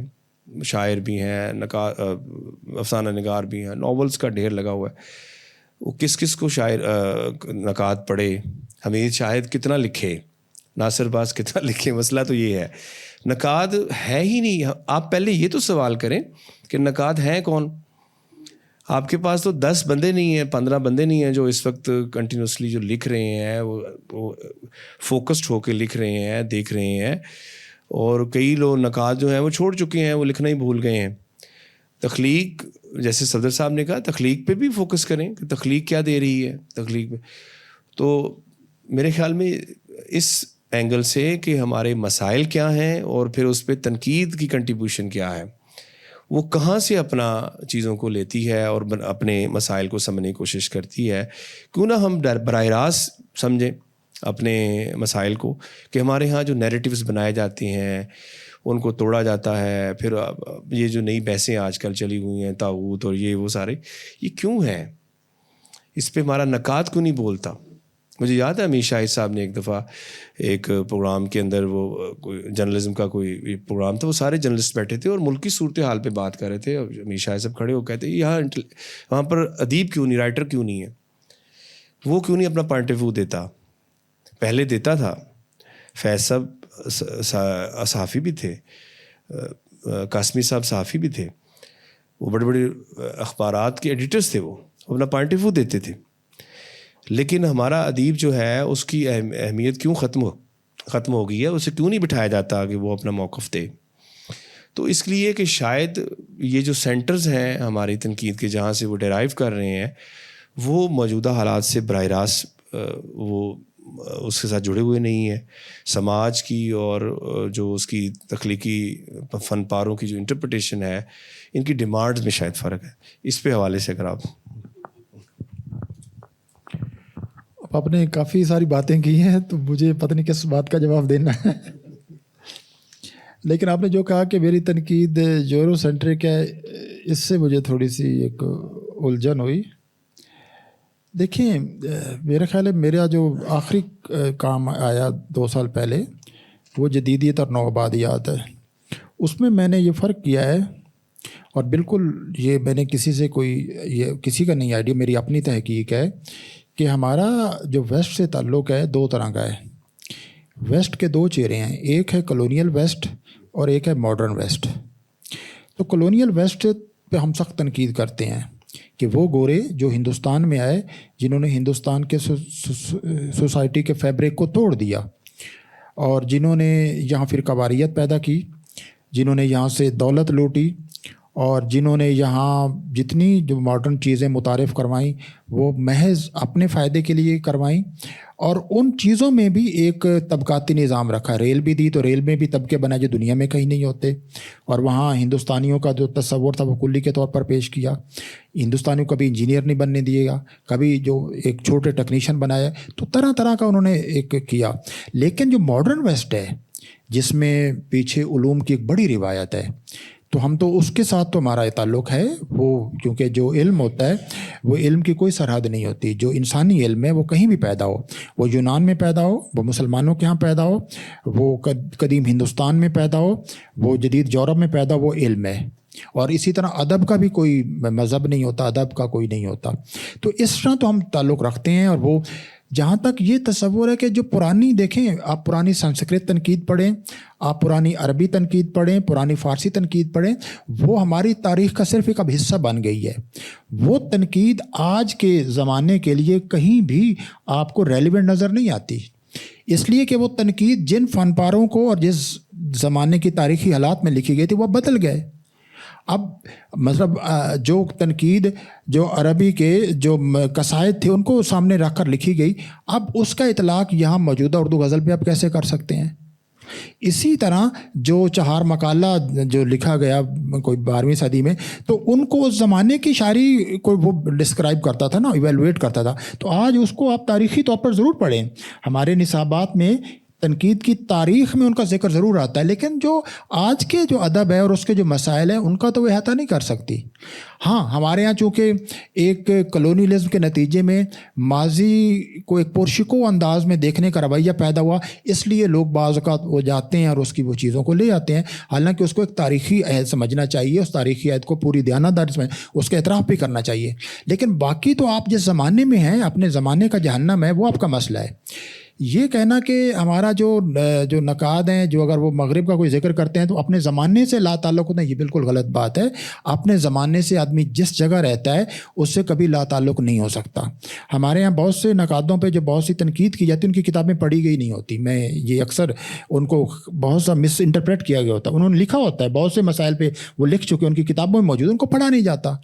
تو اسی طرح وہ مطلب اگر میں فرض کیا ایک یہاں کے کسی ادیب پہ لکھ رہا ہوں، شاعر پہ لکھ رہا ہوں، تو ظاہر ہے اس شاعر کا جو یہاں کا تجربہ ہے اسی کو ایویلویٹ کر رہا ہوں نا. اس کے لیے اس کو انٹرپریٹ کرنے کے لیے میں کوئی طریقہ کار وہ کہیں سے لے سکتا ہوں، لیکن وہ بھی مجھے جسٹیفائی کرنا ہوگا کہ وہ طریقہ کار اس کے لیے مناسب ہے کہ نہیں.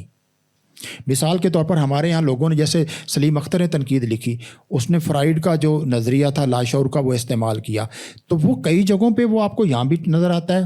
اب یہ تو آپ نہیں کہہ سکتے کہ جو مطلب وہاں کی عورت اس زمانے کی تھی، اس کا جو ایک لاشعور تھا وہ یہاں کی عورت سے کتنا مختلف ہو سکتا ہے. ریپریشن جو جبر ہے، وہ جبر کسی زمانے میں، جبر پہ انسان کا رد عمل تقریباً یکساں ہوتا ہے. رد عمل کا اظہار اور زبان الگ ہو سکتی ہے، لیکن وہ جبر کی جو ساخت ہے وہ تو ایک جیسی ہوگی. اپنی توہین محسوس کرنا، یہ تو پوری معاشروں میں ہوگا، لیکن اس توہین کا اظہار کرنے کی زبان اور وہ رویہ الگ ہو سکتے ہیں. تو لہٰذا میرا خیال ہے کہ اس سے پہلے جو اردو میں تنقید میں بہت زیادہ کام ہوا ہے. سارا مسئلہ اس وقت کیا ہے کہ اس وقت جو ایک باقاعدہ نقاد ہوں جو تمام مسائل پر مسلسل لکھیں، ان کی بہت قلت اور کمی ہے. یہ بالکل درست بات ہے. اب اس کے بہت سے اسباب پہ ہم بات کر بھی چکے ہیں، لیکن اس کی ضرورت بہرحال ہے کہ اگر کسی معاشرے سے نقاد غائب ہوتا ہے تو اس معاشرے کے لیے سب سے بڑا لمحہ فکریہ ہے، کیونکہ نقاد کے پاس سب سے بڑی طاقت ہے سوال کرنے کی، تعقل کی. تو معاشرے سے تعقل کا جو غائب ہونا ہے، یہ اچھی چیز نہ تو سماج کے لیے ہے نہ تخلیق کے لیے ہے. اگر اچھی تخلیق کو اچھا پڑھنے والا، مطلب کسی لکھنے والے کی سب سے بڑی خوشی کیا ہوتی ہے کہ اس نے جو لکھا ہے اس کی پوری شدت کو محسوس کرنے والا اور اس کے اندر معنی کی جتنی سطحیں اور تہیں ہیں ان کو کھولنے والا کوئی موجود ہو. اس کی خوشی اس میں ہے. اس کو ہو سکتا ہے 50 قاری وہ بتائیں کہ ہم آپا کشور کی شاعری کو بہت پسند کرتے ہیں، لیکن ایک آدمی جو جم کر ان کی شاعری کا گہرا مطالعہ کرے اس کی زیادہ انہیں خوشی ہوگی. تو یہ ایک لمحہ فکری ہے کہ ہمارے یہاں اس طرح کے نقاد نہ ہونے کے برابر ہیں. یہ جو ناصر آپ نے بات کی نا، ان کی ایک یورو سینٹرک لفظ کے اوپر آپ نے بات کی. اچھا، اس مسئلے کو تھوڑا سا آپ کی کام کی تفہیم کے لیے، کہ ظاہر ہے کہ آپ نے آلموسٹ کوئی لیٹ 90s میں لکھنا شروع کیا ان موضوعات کے اوپر، اور اس میں بہت سارا حصہ ایسا ہے کہ جس کا تعلق یہاں بہت ساری چیزوں کو انٹروڈیوس کروانے میں تھا. بہت ساری چیزیں ایسی ہیں جو آپ کی فکر کا حصہ بنی اور ایز ٹول آپ نے استعمال کی یہاں کے ادب کو سمجھنے کے لیے، سماج کو سمجھنے کے لیے.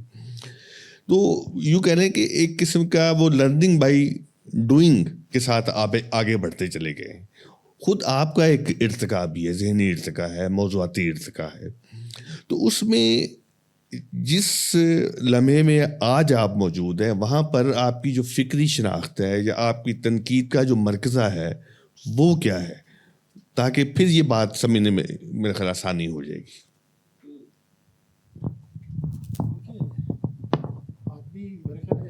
اپنے بارے میں اس طرح بات کرنا بہت مشکل ہوتا ہے.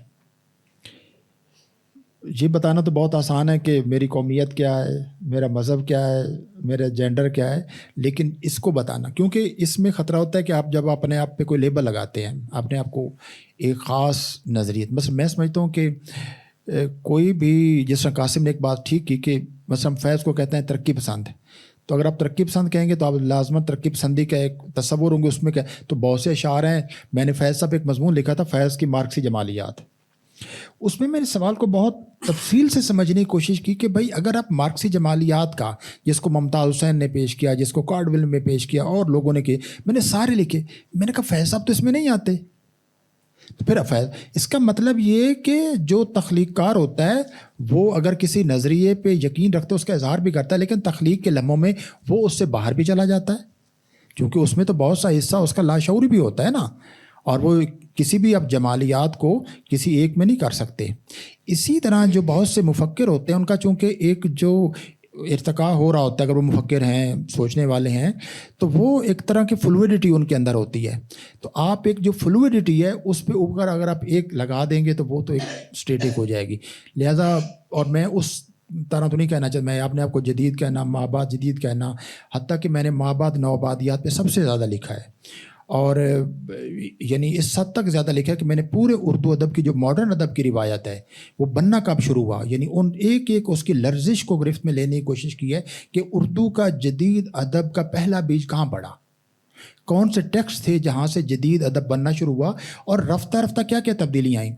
وہ حالی، نذیر احمد، شبلی، اور اس کے بعد باقی بعد کے جتنے لوگ ہیں، انتظار حسین، خالدہ حسین تک، یہ سارے سفر کو میں نے سمجھنا شروع کیا، یہ کوشش کی اس میں. لیکن میں اس کے باوجود اپنے آپ کو ایک پوسٹ کلونیل ایک کرٹک کے طور پر نہیں کہوں گا. میں یہ کہوں گا کہ میں صرف اردو ادب کا ایک کرٹک ہوں، جو اردو ادب کی جو پرانی روایت ہے، یعنی ہماری کلاسیکی روایت سے لے کر میرے نزدیک نقاد جو ہوتا ہے وہ آپ کہہ سکتے ہیں کہ وہ اس کا اطلاق مجھ پہ بھی ہو سکتا ہے، کہ جو نہ صرف اپنے ادب کی پوری روایت اور اس روایت کے تمام بڑے نشانات کا ایک ذاتی سطح پر حاصل کیا گیا علم رکھتا ہو، اور اس علم کو اپنے اس پریکٹس میں استعمال بھی کر سکے، اور اپنے زمانے میں جو کچھ ہو رہا ہے اور اس زمانے کا ادب اس کو رسپونڈ کیسے کر رہا ہے اس پہ کر سکتا ہو.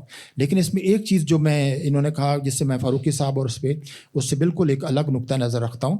فاروقی صاحب ادب کی جمالیات کو سب سے زیادہ اہمیت دیتے تھے، اور جب آپ ادب کی جمالیات کو سب سے زیادہ اہمیت دیتے ہیں تو ادب کے سماجی اور سیاسی کردار سے ہٹ جاتے ہیں. اور فاروقی صاحب نے کئی جگہ لکھا، کہا جی یہ بالکل ایک بچگانہ بات ہے کہ ادب سماجی تبدیلی لاتا ہے، ادب کوئی لاتا ہے. ہم مانتے ہیں کہ ادب سے آپ سیاسی انقلاب نہیں لا سکتے، لیکن کوئی بھی ادب پارا کوئی شخص بھی پڑھتا ہے تو وہ پہلے جیسا نہیں رہ جاتا، وہ تبدیل ہوتا ہے، ادب اس پہ اثر انداز ہوتا ہے. ایک پورا ایک ڈسپلن بھی ہے جس کو بیبلیو تھراپی کہتے ہیں، کہ اگر آپ کتابیں پڑھتے ہیں تو آپ اپنا علاج بھی کرتے ہیں، تو ہر ادبی کتاب پڑھنے والے پر اثر انداز ہوتی ہے. تو اس لیے میں سمجھتا ہوں کہ نقاد کا یہ کام ہے کہ وہ اثر کی نوعیت کیا ہے، کہ ایک ادب پارا کس طرح کا اثر ڈال رہا ہے. تو اس لیے جو ادب کا سماجی سیاسی پہلو ہے اور کلچرل پہلو، میں تو اس کو بہت زیادہ اہمیت دیتا ہوں. اور میرے نزدیک جو استھیٹکس اور پالیٹکس ہے اس میں یعنی ایک رشتہ ہے، گہرا رشتہ، اور میں اس رشتے کو سمجھنے کی ہمیشہ کوشش کرتا ہوں. میں جب بھی کوئی مطلب تحریریں میرے دیکھیں تو اس میں ان دونوں چیزوں کو، اس کی وجہ بھی یہ ہے جس طرح میں تعقل اور تخیل میں تصادم کا قائل نہیں ہوں، اسی طرح استھیٹکس اور پالیٹکس میں بھی کسی تفریق کا قائل نہیں ہوں. یہ اچھا، آخری ہم بات کر لیں گے اور وہ آپ کے سوال پہ کہ کیا ادب جو ہے وہ دوسرے درجے کی سرگرمی ہے، کیونکہ میں نے دیکھا ہے کہ کلیم الدین احمد تک جیسے لوگ ہیں وہ تخلیقی ادب کے ساتھ جوڑ کے ہی اس کو بات کرتے ہیں، اس کو ایک انڈیپینڈنٹ خود مختفی حیثیت دینے کو تیار نہیں ہیں. تو اس پہ ذرا کائنڈلی آپ بھی اور اس کے بعد میں چاہوں گا کہ اس پہ جو ہے ناصر صاحب. ویسے تو آج کا دن ناصر صاحب کا ہے، ان سے پوچھا جانا چاہیے. نہیں، میں تو اس کو بالکل، میں نے لکھا بھی کہ اس پہ نہیں، ہم اس طرح نہیں دیکھ سکتے. ایک اپنی اس کی پرٹکس ہے تنقید کی، اپنی شعریات ہیں، اس کا اپنا سمجھنا ہے، اس کے ذریعے ہم چیزوں کو سمجھتے ہیں. اور اس تناظر میں ہم ایک موقف بہرحال یہ ہے کہ تنقید جو ہے جو معنی ڈیرائیو کرتی ہے تخلیق سے، تو وہ ایک معنی ہوتے ہیں یا دو ہوتے ہیں، چار ہوتے ہیں، لیکن تخلیق جو ہے وہ ہر زمانے میں، اس کا مطلب پھر تخلیق جو ہے وہ پہلے نمبر پہ ہے. تو یہ میرے خیال میں اس طرح کمپیریٹیولی دیکھنا ہی غلط ہے. اور تخلیق کا ایک اپنی ڈومین ہے اور تنقید کی ایک اپنی ڈومین ہے، اور کئی سطحوں پر تنقید جو ہے وہ بہت سے معنی جو ہے وہ قاری کی تربیت کر رہی ہوتی ہے، کئی حصوں میں تخلیق جو ہے وہ زیادہ سامنے فورسفلی آگے کرتی ہے. مسئلہ وہی والا ہے کہ گدھ والا مسئلہ ہے، گدھ چلی گئی، نقاد نہیں ہے. نقاد اگر ہو، تنقید پڑھی جاتی ہو تو یہ سوال بھی میرے خیال میں نہ ہو. تو نقاد جو ہے وہ 4 6 10 نقادوں پہ آپ پوری جو ہے کھڑی کر کے عمارت، تو یہ سوال تو پھر قائم رہے گا کہ پھر اس کا کیا کرنا ہے اس تنقید کا. اچھا، صحیح کہا آپ نے. موازنہ جیسے وہی انگریزی میں جس طرح کہتے ہیں کہ آپ سنگترے اور کیلے کا موازنہ نہیں کر سکتے، اور ہر صنف اپنی طرح انڈیپینڈنٹ ہے. نہ ہی اصناف کا موازنہ ہوتا کہ بھی ناول بڑا ہے یا فلانی چیز بڑی ہے، شاعری. اسی طرح ہر ایک چیونٹی اپنی جگہ کامل ہے، ہر مخلوق اپنی جگہ کامل ہے. تو یہ جو تخلیق تنقید والا ہے، اس میں بھی اگر وہ اچھے طریقے سے ایک اعلیٰ درجے کی سرگرمی ہوتے ہوئے بھی فرض کیجئے شاعری، لیکن وہ اگر شاعر اس کو تیسرے درجے کی بنا دیتا ہے تو یہ شاعر پہ ڈیپینڈ کرے گا نا. صنف کے اعتبار سے تو تمام برابر ہوں گے میرا خیال ہے، لیکن اس ڈیپینڈ کر رہا ہے اس پہ کہ ایک اول درجے کا نقاد ہو سکتا ہے اور ایک تیسرے چوتھے پانچویں درجے کا شاعر یا ناولسٹ ہو سکتا ہے. تو پہلے دن سے یہی نقطہ نظر ہے کہ یہ جو تخلیق اور تنقید میں مقابلہ ہے، یہ پیمانی مقابلہ ہے. دیکھیں، جو اصل چیز یہ کہ تخلیق کار اور نقاد، تخلیق کار اول درجے کے بھی ہوتے ہیں، دوسرے درجے کے بھی ہوتے ہیں. اب سارے غالب نہیں ہو سکتے، سارے قرۃ العین حیدر نہیں ہو سکتے، سارے آپا کشور نعید نہیں ہو سکتی، سارے حمید شاہد نہیں ہو سکتے. تو ہمیشہ درجے رہیں گے نا. تو نقادوں میں بھی سارے حالی، سارے شبلی، سارے حسن عسکری، سارے نارنگ، فاروقی، شمیم، منفی، یہ نہیں ہو سکتے. تو نچلے درجے کے بھی ہوتے ہیں. تو یہ سرگرمی چھوٹی بڑی نہیں ہے.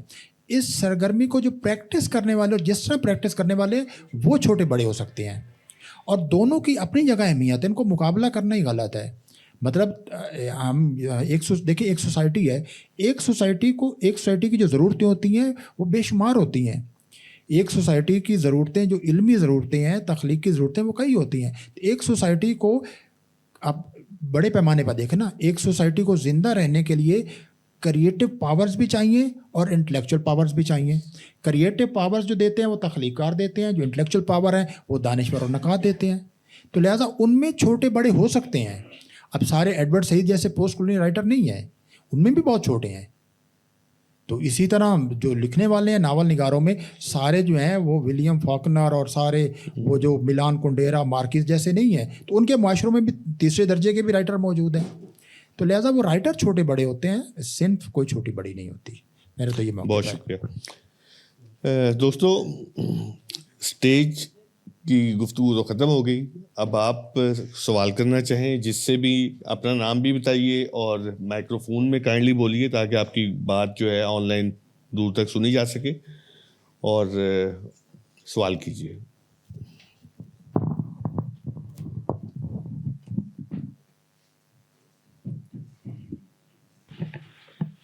ضیاء بلوچ میرا نام ہے. ایک تو خوشی اس بات کی ہے کہ پہلی دفعہ اتنی علمی گفتگو اور بڑے محبت اور شفقت سے سننے کو ملی. یقیناً اس بلیک ہول کا اس میں بڑا رول ہے. میں سر کچھ چیزوں کو سمجھنا چاہتا ہوں. میں بلوچی زبان کا طالب علم ہوں. اردو تنقید میں نے کم پڑھی ہے، لیکن بلوچی میں جو صورتحال ہے وہ قدرے مختلف ہے. یہاں پر سر بہت ساری باتیں ہوئیں. چونکہ لفظ بنیادی طور پر ظاہر انسان کے خیالات کی ایک تصویر ہے جو ہم صفحہ کرتاس پر بکھیرتے ہیں. ہم جب معنی کی بات کرتے ہیں اور سچ کی بات کرتے ہیں، کیا معنی حبی معنی رکھتا ہے اور کیا سچ حبی موجود ہے اور کیا کوئی سچ ہے؟ ہم جب معنی کی بات کرتے ہیں، لفظوں کے بہت سارے معنی جو آج سے 50 سال پہلے مختلف تھے، اب ان کے معنی بدل گئے، لفظ وہی ہیں. بہت ساری سچائیاں تھیں، سائنس نے ان کو رد کر دیا. بہت سارے مذہبی چیزوں کی باتیں تھیں، وہ اب ختم ہو گئیں. تو کیا سچائی اب بھی ایگزسٹ کرتی ہے اور کیا لفظ کے معنی اب بھی وہی ہیں؟ دوسری اہم بات کہ سر جو قاری جو چیز پڑھتا ہے، جو اخذ کرتا ہے، جس طرح سارتر نے کہا تھا کہ زبان انسان کے خیالات اور احساسات کو مکمل طور پر بیان کرنے کے لیے قابل نہیں ہے. یعنی جو ایک شاعر کے، ایک نقاد کے جو خیالات ہیں، وہ زبان اس کو بیان نہیں کر سکتا. وہاں پر کمزوری ہوگی. پھر سوسائٹی میں سر میں دیتے ہیں، ایک علمی سوسائٹی کی ہم بات کریں تو میں یہ سمجھنا چاہتا ہوں کہ معاشرے کا ہر فرد ادیب اور فکشن نگار اور ان سے کیوں توقع رکھتا ہے کہ معاشرے کے تمام مسائل یہی لوگ لکھیں؟ کیا معاشرے میں دیگر کوئی علوم سوشل سائنسز کے لوگ ہیں، فزکس کے ہیں، کیمسٹری کے لوگ ہیں؟ یہ سے یعنی میں طالب علم ہوں، آپ جیسے استاد ہیں، ان سے کیوں معاشرے کے لوگ توقع رکھتے ہیں؟ یہ ذمہ داری صرف ادیبوں کی ہے، نقادوں کی ہے، شاعروں کی ہے کہ وہ بھی سوسائٹی کے تمام مسائل بیان کریں؟ تو اس بارے میں سر تھوڑی سی رہنمائی کریں. Thank you. یہ سوال آپ نصب سے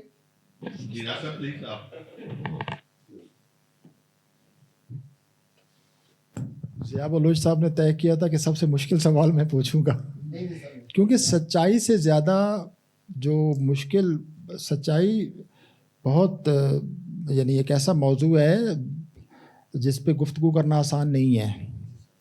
یعنی سچ کیا ہے، سب سے پہلے تو اسی پہ ڈیبیٹ ہوتی ہے کہ جو لفظ ہم سچ استعمال کر رہے ہیں یہ اس سے مراد کیا ہے.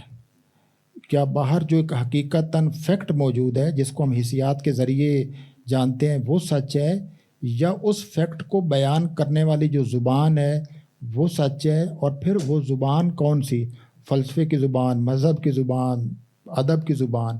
تو اس زبان سے بہت فرق پڑ جاتا ہے.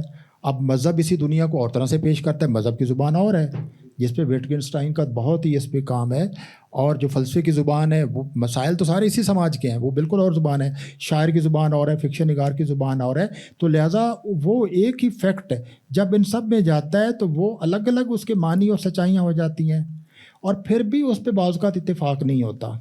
پھر سب سے بڑی جو یعنی اس کو عدم اتفاق پیدا کرنے والی چیز ہے کہ جو سچ کو سمجھنے کا جو عمل آپ کے ذہن میں ہوتا ہے، پرسیپشن میں، وہ اس کو مزید پیچیدہ کر دیتا ہے.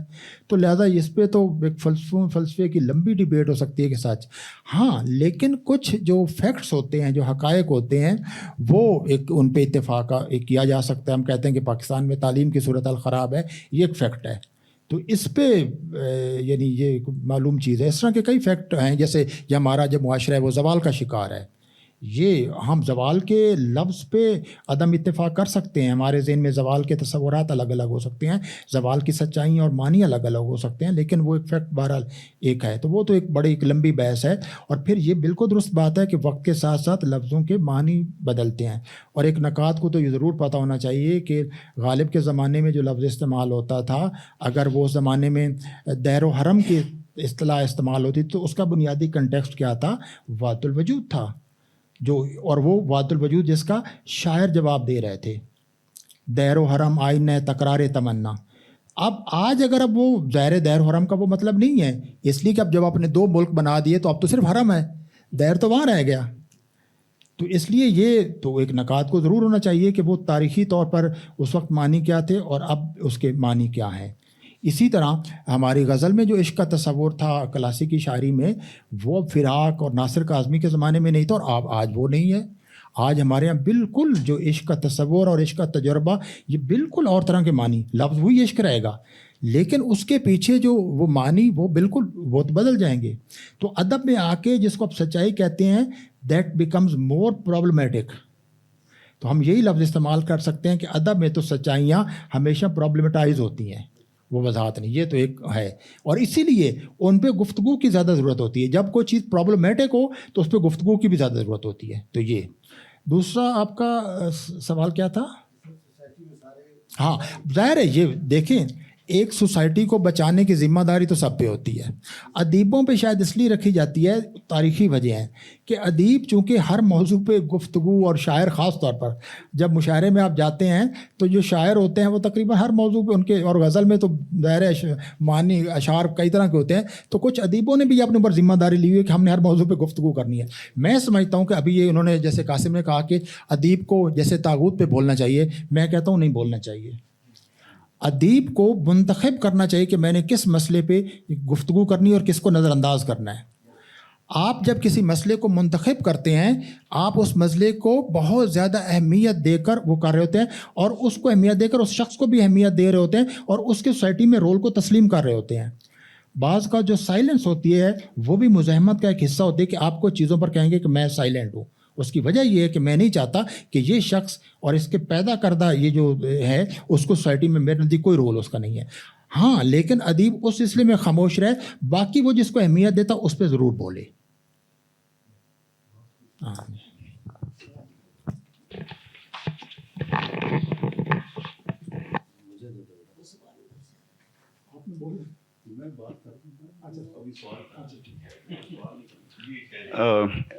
ڈاکٹر صاحب میرا نام شہریار ہے. ڈاکٹر ناصر سے میرا ایک سوال تھا کہ ہم جب بات کر رہے تھے کہ تنقید نہیں ہے, مطلب سب کانٹیننٹ کی اگر ہم کانٹیکسٹ میں بات کریں تو تنقید کو اگر ہم ویسٹرن اس میں دیکھیں تو ہم یہ دیکھتے ہیں کہ تنقید وہ فلاسفی کے ساتھ ہمیشہ لنکڈ رہی. خاص طور پہ آپ یہ دیکھیں کہ پوئٹکس ایرسٹاٹل نے لکھی جس کو فرسٹ امپیریکل فلاسفر کہا جاتا ہے. تو کیا فلاسفی کی جو امپیریکل ٹریڈیشن تھی جس نے دنیا کو ایک امپیریکل لینس سے دیکھنے کو, یعنی کہ آپ یہ کہہ لیں کہ انہوں نے اس کو اس طرح سے انٹرپریٹ کیا, کیا یہ وجہ ہے کہ اس کی وجہ سے ویسٹ میں تنقید کی زیادہ اسکول آف تھاٹس آئے اور انہوں نے وہ ایک پروگریسو وے میں ہمیں ہر ایج میں نظر آتی ہے, جبکہ سب کانٹیننٹ میں ہم یہ دیکھتے ہیں کہ وہ امپیریکل جو ہے سورس آف نالج ہے وہ شاید مطلب میری کوئی اتنی نالج نہیں ہے لیکن شاید وہ اس طرح سے کبھی ایگزسٹ نہیں کرتا تھا. ہم نے ہمیشہ میٹا فزکس کے تھرو یا مسٹیکل لینس کے تھرو ورلڈ کو انٹرپریٹ کیا, ہر چیز کو اس تناظر سے دیکھا. ہم نے امپیریکل لینس سے کبھی بھی چیزوں کو انٹرپریٹ نہیں کیا. کیا یہ ایک وجہ ہے کہ ہمارے ہاں کبھی بھی بڑے تنقید نگار یا بڑے فلاسفر نہیں پیدا ہوئے؟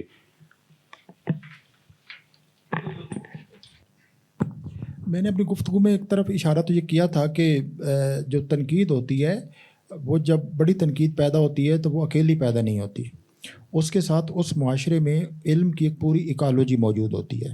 اس میں فلسفہ موجود ہوتا ہے, اس میں ہیومینٹیز موجود ہوتی ہیں, اس میں دوسرے علوم موجود ہوتے ہیں. کوئی ایسا معاشرہ نہیں جس میں آپ کہیں کہ صرف ایک نکات موجود ہے, اس میں فلسفی نہیں ہے, اس میں سوشل سائنٹسٹ نہیں ہے, اس میں جو امپیریکل جو علوم ہے وہ نہیں. یہ تو بالکل ہے. اور میں نے یہ بھی کہا کہ جو اگر ارسطو فلسفی نہ ہوتا تو وہ پوئٹکس نہ لکھی جاتی. اسی طرح سنسکرت میں جو لکھی گئی وہاں بھی وہ تنقید نہ لکھی جا سکتی اگر اس زمانے میں یہ جو بڑے بڑے جو اپنشد جیسے فلسفے لکھنے والے اور پوری کائنات کو ایک اس فلسفے کی زبان میں بیان کرنے والے نہ ہوتے. تو یہ تو بالکل ٹھیک بات ہے کہ جہاں علوم کی ایک مجموعی روایت نہ ہو وہاں ایک اعلیٰ درجے کی تنقید نہیں لکھی جا سکتی, ایک معمولی درجے کی تنقید جو اس طرح کی ضرور لکھی جا سکتی. یہ تو بالکل ایک درست بات ہے. باقی جہاں تک بات ہے کہ کیا یہ پورے ہمارے یہاں رہی بھی نہیں ہے, میرے خیال پچھلے 300-400 سال تو ظاہر ایسے گزرے جن میں تھے. اگر آپ کبھی ہم ان مسلمان فلسفیوں کا خاص طور پر ذکر کریں ان کو پڑھیں اور جن کو بہت سزائیں بھی ملی, جنہوں نے بہت تکلیفیں برداشت کی, جن کی کتابوں کو ان کے سروں پر مارا گیا, جس ذہن سے ان کے خیالات پیدا ہوتے تھے انہی ذہنوں اسی کھوپڑی کو ان کی کتابوں سے توڑنے کی کوشش کی گئی. تو ان لوگوں نے یہ سب کچھ کیا تھا. اور اچھا اگر آپ اس کانٹیننٹ کی بات کریں تو اس میں تو مسلمانوں کے علاوہ جو اس سے پہلے موجود تھے, مثلا فلسفے کی جو یہاں روایت رہی ہے اس میں سب سے بڑی روایت بدھسٹ روایت تھی. بدھسٹ روایت میں سب سے بڑا نام تھا دیناگ یا دگناگ کا, اور یہ وہ شخص تھا جس نے لنگوسٹکس کے بارے میں, لینگویج کے بارے میں خالص فلسفیانہ نظریات پیش کیے. آج اگر آپ پڑھیں کبھی کتابیں بہت سی دیکھیں جو بدھزم پر آپ کو جو پاپولر کتابیں ویسٹ میں بہت ملتی ہیں, بہت پاپولر, یعنی آپ جانتے ہیں وہاں آپ رہے ہیں, تو وہ بدھزم کا, اور اس میں وہ کہتے ہیں کہ جو لینگویج کے بارے میں ان بدھسٹوں نے نظریات پیش کیے تھے وہ آج بھی درست ہیں. بلکہ یہ جو اس کا نظریہ ہے, سوشیر کی کتاب ہے کورس ان جنرل لنگوسٹکس, اس کا بیسک تھیم کہ جو لینگویج ہوتی ہے وہ انڈیپینڈنٹ ہوتی ہے, سمپل لفظوں میں ریئلٹی سے انڈیپینڈنٹ ہے. یہ نظریہ ہے دیناگ کا, جس نے کہا تھا کہ 2 طرح کا پرسیپشن ہے. وہ اس نے کہا جی ایک لنگوسٹک پرسیپشن ہے, ایک پری لنگوسٹک پرسیپشن ہے. پری لنگوسٹک پرسیپشن اس سے مختلف ہے. جب آپ لنگوسٹک پرسیپشن میں آتے ہیں, یعنی آپ اپنے ادراک میں زبان کو شامل کرتے ہیں, تو آپ اصل ریئلٹی سے دور ہو جاتے ہیں. تو یہاں آپ یعنی ہمارا المیہ کیا تھا, ہمارے مسلمانوں کا المیہ یہ رہا ہے کہ ہم نے اس روایت سے اپنا تعلق قائم نہیں رکھا. میں پڑھنے کی کوشش کی جو اردو تنقید کو, ہمارے اردو نقادوں نے وہ سنسکرت کی طرف گئے ہی نہیں. اچھا اس کو اب دیکھیں, آپ یونان کے تو پڑھ لیتے, وہ کون سے مسلمان تھے, مطلب وہ بھی تو مسلمان نہیں تھے. ان کو آپ نے اس لیے نہیں پڑھا کہ وہ مسلمان نہیں تھے, یعنی یہ عجیب و غریب تضاد ہے. حالانکہ جو رس کا نظریہ ہے, آپ یقین جانیں اگر آپ کبھی رس کے نظریے کو، آپ انگریزی کے ہیں، آپ دیکھیے رس کے نظریے کو، آپ کبھی تھیوڈر اڈورنو کا جو نظریہ ایلینیشن ایفیکٹ ہے اس کے ساتھ پڑھیے، وہ آپ کو لگے گا کہ یار وہ ہزاروں سال پہلے اس آدمی نے یہ کہا کہ جو ادب ہوتا ہے، جو شاعری ہوتی ہے، وہ ڈرامہ جو ہوتا ہے، وہ کس طرح ایک نئے جذبات کریٹ کرتا ہے. وہ کہتا ہے رس کا نظریہ کیا، وہ کہتا ہے جو عشق کا جذبہ ہے، خوف کا جذبہ ہے، یہ جو میں خوف کا محسوس کرتا ہوں وہ جذبہ اور ہے، جو شاعری اور ڈرامے میں جذبہ آئے گا وہ اور ہوگا، وہ کریٹ کیا گیا جذبہ ہے جی، وہ نو رس ہے. تو وہ لیکن ہم نے اس کو نہیں پڑھا، لہٰذا اس زمین میں تو پیدا ہوئے، یہ تو ہم کہہ سکتے ہیں.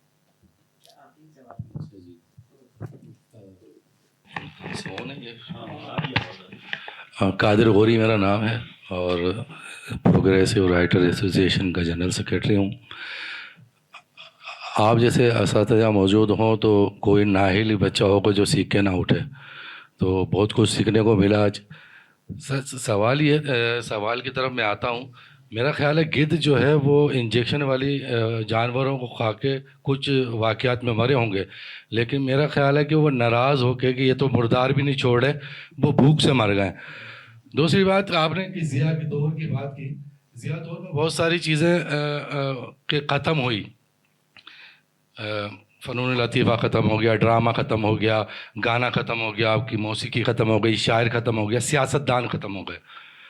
ابھی ایک پروگرام سے ہم آ رہے ہیں، وہاں جوش کا ایک جملہ 100 سال پہلے کا سننے کو ملا. انہوں نے لکھا کہ سیاست پہلے پیغمبروں کا کام ہوا کرتا تھا جسے شیاطین نے سنبھال لیا. یہ 100 سال پہلے کی بات ہے. تو ابھی تو اس سے بھی 92 کے بعد ہمارے پاس یا 80 کے بعد کوئی سیاست دان نہ پیدا ہوا نہ بننے دیا. اچھا، آپ لوگوں نے کہا کہ وہ تنقید نگار غائب ہو گئے، تو اگر غائب ہوتے تو خلا رہ جاتا. انہوں نے خلا بھی پیدا نہیں ہونے دیا، انہوں نے ان کی جگہ مسکروں کو جگہ دی. سیاست دان مسکرے لے کر آئے گئے، گانے والے مسکرے لائے گئے کہ کہاں ہم آواز سنتے تھے نور جہاں کی، مہندی حسن کی، نصرت فتح علی خان کی، اور پھر ہم لے آتے ہیں ایک موٹا سا آدمی جس کو ہم پرموٹ کر رہے ہیں، اس نے اپنے ساتھ فتح علی لگا لیا. پھر جب انسانی فطرت میں ہے شاعری کرنا، ناچنا، گانا، انسانی فطرت میں، انہوں نے کہا یہ نہیں چھوٹیں گے، انہوں نے کہا کہ نہیں چھوٹیں گے. تو کہنے کا مطلب یہ کہ اس کو ان کی جگہ، آپ لوگوں کی جگہ، یعنی فاروقی صاحب کی جگہ، اچھے تنقید مسکروں کو، بے روپیوں کو بٹھایا. تو گدھ جو ہے وہ ناراض ہو کے چلا گیا ہے. اور دوسری بات یہ کہ آپ لوگوں نے بھی خود کو سمیٹ لیا ہے، تنقید نگاروں نے، کیونکہ آپ فیس بک پہ ایک جملہ لکھیں، آپ کو 22 کروڑ تنقید نگار آج بھی ملیں گے.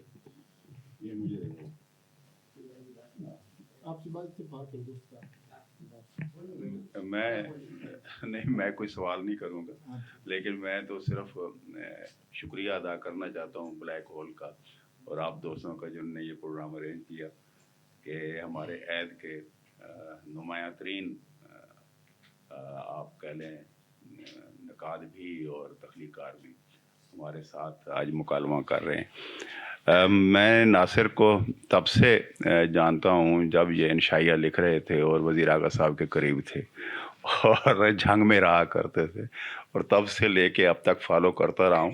ایک زمانہ یہ آیا کہ ہم ایک دوسرے سے بہت فاصلے پہ تھے، اس لیے کہ وہ زمانہ ان کا تھا وہی جس کی طرف آپ نے اشارہ فرمایا کہ یہ وہ نظریات جو تھے نئی مابعد جدید تنقید کو اور تھیوری کو یہ ڈسکرائب کر رہے تھے، یہاں پہ متعارف کرا رہے تھے.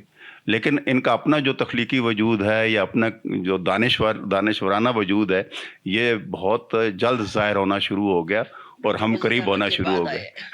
بہت قریب. وزیر اعلیٰ سے مختلف یہ ہوئی ہے، نارنگ سے یہ مختلف ہوئی ہے. ابھی آپ دیکھ لیں ان کی گفتگو میں جب یہ تعین قدر کی بات کر رہے ہیں تو آگے بڑھ گئے ہیں نا، وہیں رکے نہیں ہوئی ہیں، اور یہ ہمیں قبول ہے. تو یہ تو خیر بات ہو گئی. جہاں تک رہ گئے نقاد غائب ہونے والی بات، یہ بہت اہم سوال ہے، اور میرا خیال ہے کہ یہ ان کا وہ زمانہ بنتا ہے جس زمانے میں یہ متعارف کرا رہے تھے مابعد جدیدیت کو اور تھیوری کو، لیکن اپنے نقطہ نظر بیان نہیں فرما رہے تھے. اس وقت کم اس طرف ان کا دھیان تھا، اس لیے کہ وہ ظاہرہ ایک پورے علوم تھے، اور ان کو لے کے آنا، ان کو پڑھ کے، ہمارے ہاں ناقدین پڑھتے نہیں ہیں، ان کے پیچھے جو ہے وہ علم اس کا پورا موجود ہوتا تھا اور وہ اس کو ڈسکرائب کر رہے تھے. تو ظاہر ہے وہ مشکل باتیں بھی اس میں آئی ہیں، تو بلکہ اس میں ہمارے بڑے اچھے اچھے لکھنے والوں نے کہا کہ جناب یہ بہت زیادہ اصطلاحات استعمال کرتے ہیں، اس پہ اعتراض کیا، جیسے شمی منفی صاحب نے باقاعدہ وہاں پہ کراچی میں بھی کہا. تو اس طرح کی باتیں تو تھیں، لیکن اس کے بعد جب آپ یہ دیکھیں کہ جو 2 مضامین انہوں نے انتظار صاحب والے لکھے ہیں، میں کہتا ہوں کمال وہ مضامین ہیں. جو خالدہ حسین پہ مضمون ہے وہ آپ دیکھ لیجئے، کمال درجے کا مضمون ہے کہ آپ اسے پڑھتے ہیں تو آپ کہتے ہیں کہ ہاں یہ تنقید اس طرح لکھی جانی چاہیے. اسی طرح انہوں نے میرا جی پہ لکھا، اور بہت اچھی کتاب ہے، اس پہ بہت اہم مباحث انہوں نے ان کی نظموں کے حوالے سے قائم کیے ہیں، ان کی شخصیت کے حوالے سے بھی لکھا ہے اور اس کے ساتھ ہی ساتھ نظموں پہ بھی لکھا. پھر اسی طرح جو کتاب ان کی مجید امجد پہ ہے وہ بھی بڑی اہم کتاب ہے، اس کو دیکھا جانا چاہیے. تو یہ جو آدمی ہے یہ مابعد جدید نقاد نہیں ہے، بلکہ یہ ہمارا جڑا ہوا ہے ہمارے عصری ادب کے ساتھ. تو عصری ادب، معاصر ادب کے ساتھ جو جڑا ہوا لوگ ہیں وہ ہمارے ہاں غائب ہو گئے ہیں، وہ اصل میں غائب ہوئے، اور ان کی کمی یہ اکیلا آدمی لگ بھگ میں یہ سمجھتا ہوں یہ پورا کر رہا ہے. تو میں تو اس کا اعتراف کرنے کے لیے یہ 2-4 لفظ کہنا چاہتا ہوں.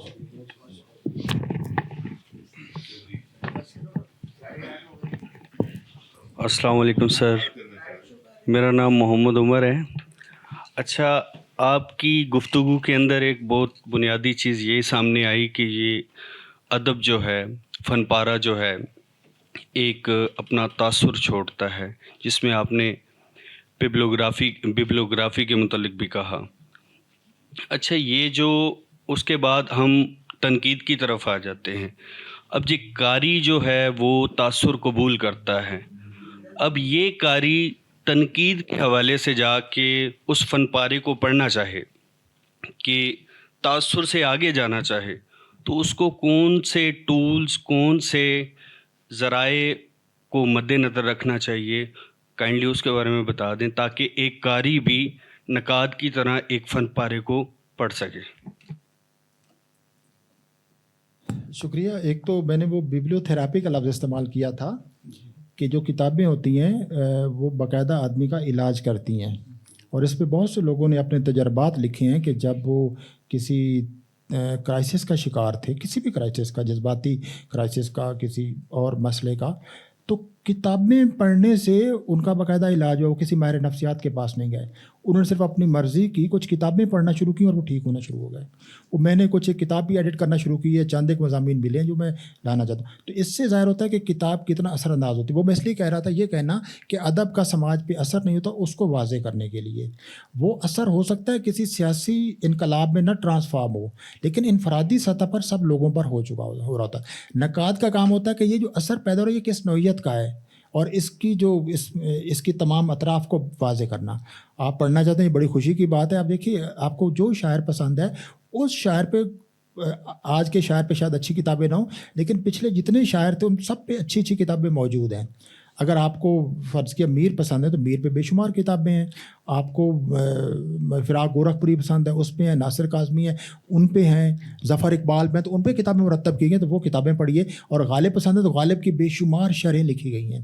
اس سے آپ دیکھیں گے آپ کی خود شاعری کا جو ذوق ہے وہ بھی بہت بلند ہوگا، شاعری کی جو تفہیم ہے وہ بھی بہت بلند ہوگی، کیونکہ جتنا غالب پہ اچھی تنقید اردو میں لکھی گئی ہے شاید کسی اور شاعر پہ نہیں لکھی گئی.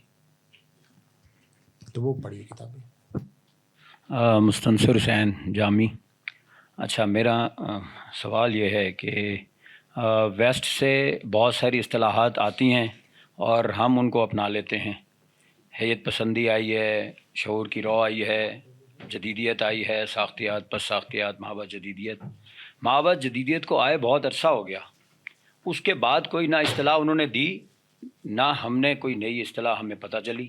مطلب یہ ہے کہ ہم محتاج ہیں وہاں کے، وہ کچھ دیتے ہیں، ہم اسی کو لے کے اور پھر آگے لے کے چلتے ہیں. پہلی چیز اس پہ تھوڑا سا وضاحت فرمائیے. اور دوسری چیز یہ ہے کہ جدیدیت اور مابعد جدیدیت کا کوئی ٹائم فریم فکس کر دینا، یہ مجھے بڑی عجیب سی بات لگتی ہے کہ یہاں سے جدیدیت ہے. اگر یہ جدیدیت ہے تو یہ جدیدیت کیسی ہے کہ جو ہمارے ماضی کے بہت سارے مسائل ان سے حل ہی نہیں ہوتے. فار ایگزامپل، ایک میں ویسے بات کر رہا ہوں ادب سے تھوڑا ہٹ کے، کہ جیسے احرام مصر ہے، وہ آج تک نہیں انہیں معلوم پڑ سکا کہ کیسے بنے. ٹھیک ہے, یہ کیسا جدید دور ہے کہ جو پکٹورل لینگویج کو آج تک ڈسکرائب نہیں کر سکا, اور بہت سارے کتبے ملے ہیں جن کو آج تک یہ نہیں معلوم کر سکے. تو میرا یہ خیال ہے کہ ہر دور کی اپنی جدیدیت ہوتی ہے, نہ کہ یہ کہنا کہ یہاں سے جدیدیت ہے اور پھر مابعد جدیدیت ہے اور پھر یہ خاموش ہو جاتے ہیں, پھر ان کے پاس کچھ بھی نہیں ہے. تو اس کو تھوڑا ڈسکرائب کر دیجیے. شکریہ.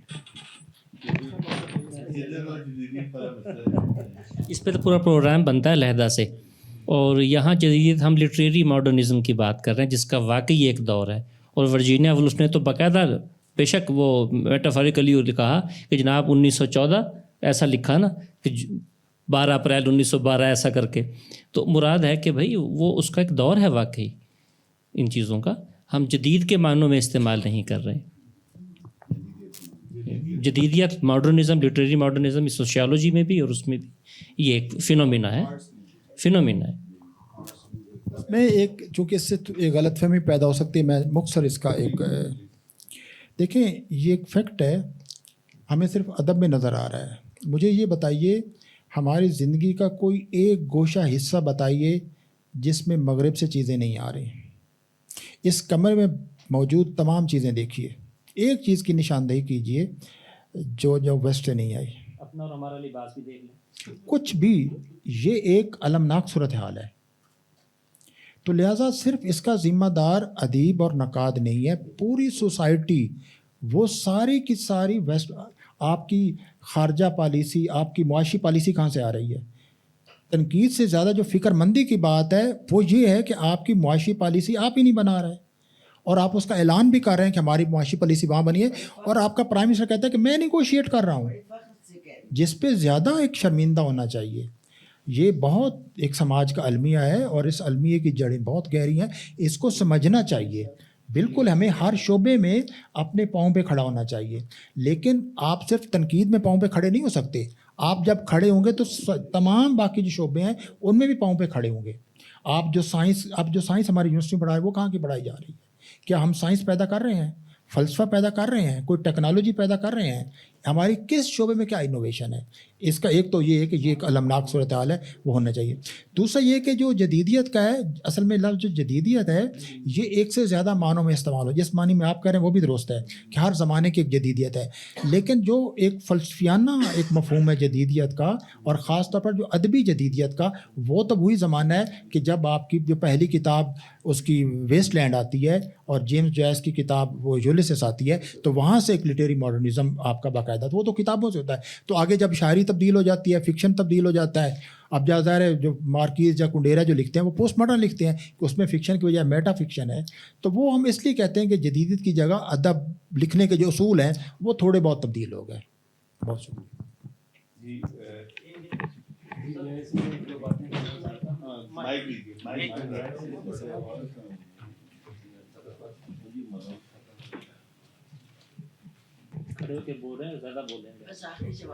ہاں جی, ناصر صاحب کی تنقید کا میں بھی باقاعدہ طالب علم ہوں. ناصر صاحب نے تنقید کو ایک بدلے ہوئے تناظر میں سمجھنے کی کوشش کی ہے, بدلے ہوئے علمی علوم کے تناظر میں. دیکھیں, جس طرح ادب تخیل کی سرگرمی ہے, ایک شکل ہے, اس طرح تنقید بھی تخیل کی ایک شکل ہے. یہ کم اور زیادتی والی بات جو ہے ناصر صاحب کے ہاں جو ہے مجھے نہیں ملتی. اچھا, پہلے ہم کہتے تھے کہ ادب قائم ہے, اس کے معنی تلاش کیے جائیں, دریافت کیے جائیں.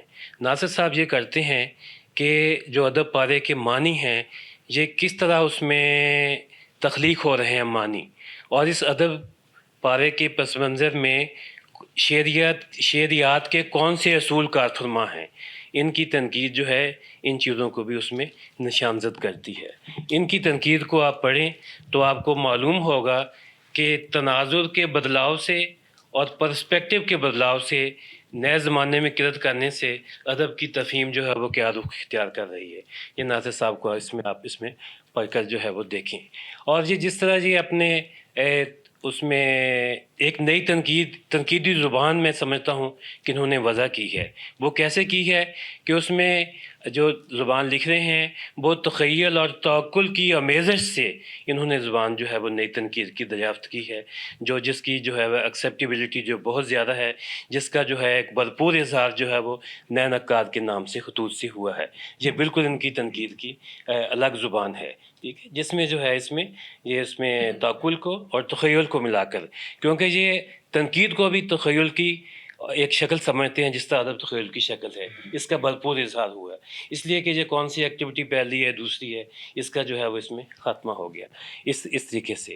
اور باقی جتنی یہ باتیں ساری ہو گئی ہیں اس حوالوں سے، 30 سے زیادہ ان کی کتابیں ہیں، تو آپ اس میں پڑھ لیں جو ہے وہ کس طرح ادب کو انٹرپریٹ کرتے ہیں اور ان کا کتنا جو ہے وہ تنقیدی ذہن جو ہے وہ وسیع ہے، اور ایک ادب پارے کے معنی کی اس میں جو طے کرتے ہوئے یا کیسے معنی پیدا ہو رہے ہیں، اس ادب پارے کو کتنے وسیع ثقافتی پھیلاؤ کے ساتھ وہ زیر بحث لاتے ہیں، ٹھیک ہے، یہ بھی آپ دیکھیں کہ یہ بھی ان کی تنقید کا ایک امتیاز ہے جو ہمیں اس میں معاصر تنقید میں یا پہلے لکھی ہوئی تنقید میں نہیں ملتا۔ میں نے 1911 میں ایک ان کی تنقید پر مضمون لکھا تھا 2011 میں، تو وہ چھپا تھا ہندوستان میں ایک پرچے میں، تو اس میں متن سیاق اور تناظر کے حوالے سے میں نے یہ اس میں لکھا تھا کہ یہ مضمون جو ہے اردو تنقید میں نہ ایسا شمس الرحمان فاروقی نے لکھا ہے، اگرچہ جو میر کی جو شریعت والی کتاب ہے انہوں نے کچھ اشارے کیے ہیں، نہ شمیم حنفی نے لکھا ہے، نہ وزیر آغا نے لکھا ہے اس طریقے سے۔ تو اس مضمون کا جو جرمنی میں یہ اپنا پوسٹ ڈاکٹریٹ کرنے کے لیے گئے ہوئے تھے، تو ابوالکلام قاسمی نے انہوں نے فون کر کے کہا کہ ہم نے وہ مضمون جو ہے وہ 2 قسطوں میں چھاپ دیا نادیہ ٹائمز میں، تو ناصر صاحب کو بھیجا اور انہوں نے کہا کہ بہت اچھا مضمون لکھا ہوا ہے، تو میں نے نشانزد کیا تھا کہ جب انہوں نے جو مضمون لکھا، تو اتنے پھیلاؤ کے ساتھ فن پارے کو سمجھنے کی کوشش کرتے ہیں، اب اس پر اپنی ججمنٹ بھی دیتے ہیں اپنا، یہ تعین قدر کا مسئلہ ہے چھوٹا اور بڑے ہونے کا۔ اس سے تو یہ ہے کہ دیکھیں میں سمجھتا ہوں کہ تنقید بنیادی طور پر امتیاز کرنے کی صلاحیت ہے، ٹھیک ہے، تو ناصر صاحب میں یہ صلاحیت جو ہے وہ بہت موجود ہے، تو انہوں نے جو اس عہد میں نقادوں کے نہ ہونے کا کفارہ ادا کر دیا ہے۔ بہت شکریہ۔ تھینک یو، بہت شکریہ ڈاکٹر یاسین آفاقی صاحب، انہوں نے کنکلوڈ کر دیا۔ آپ افکار صاحب کچھ کہنا چاہیں گے؟ اب مجھ سے اجازت نہ لیں، کشور نئی صاحب سے لے لیں۔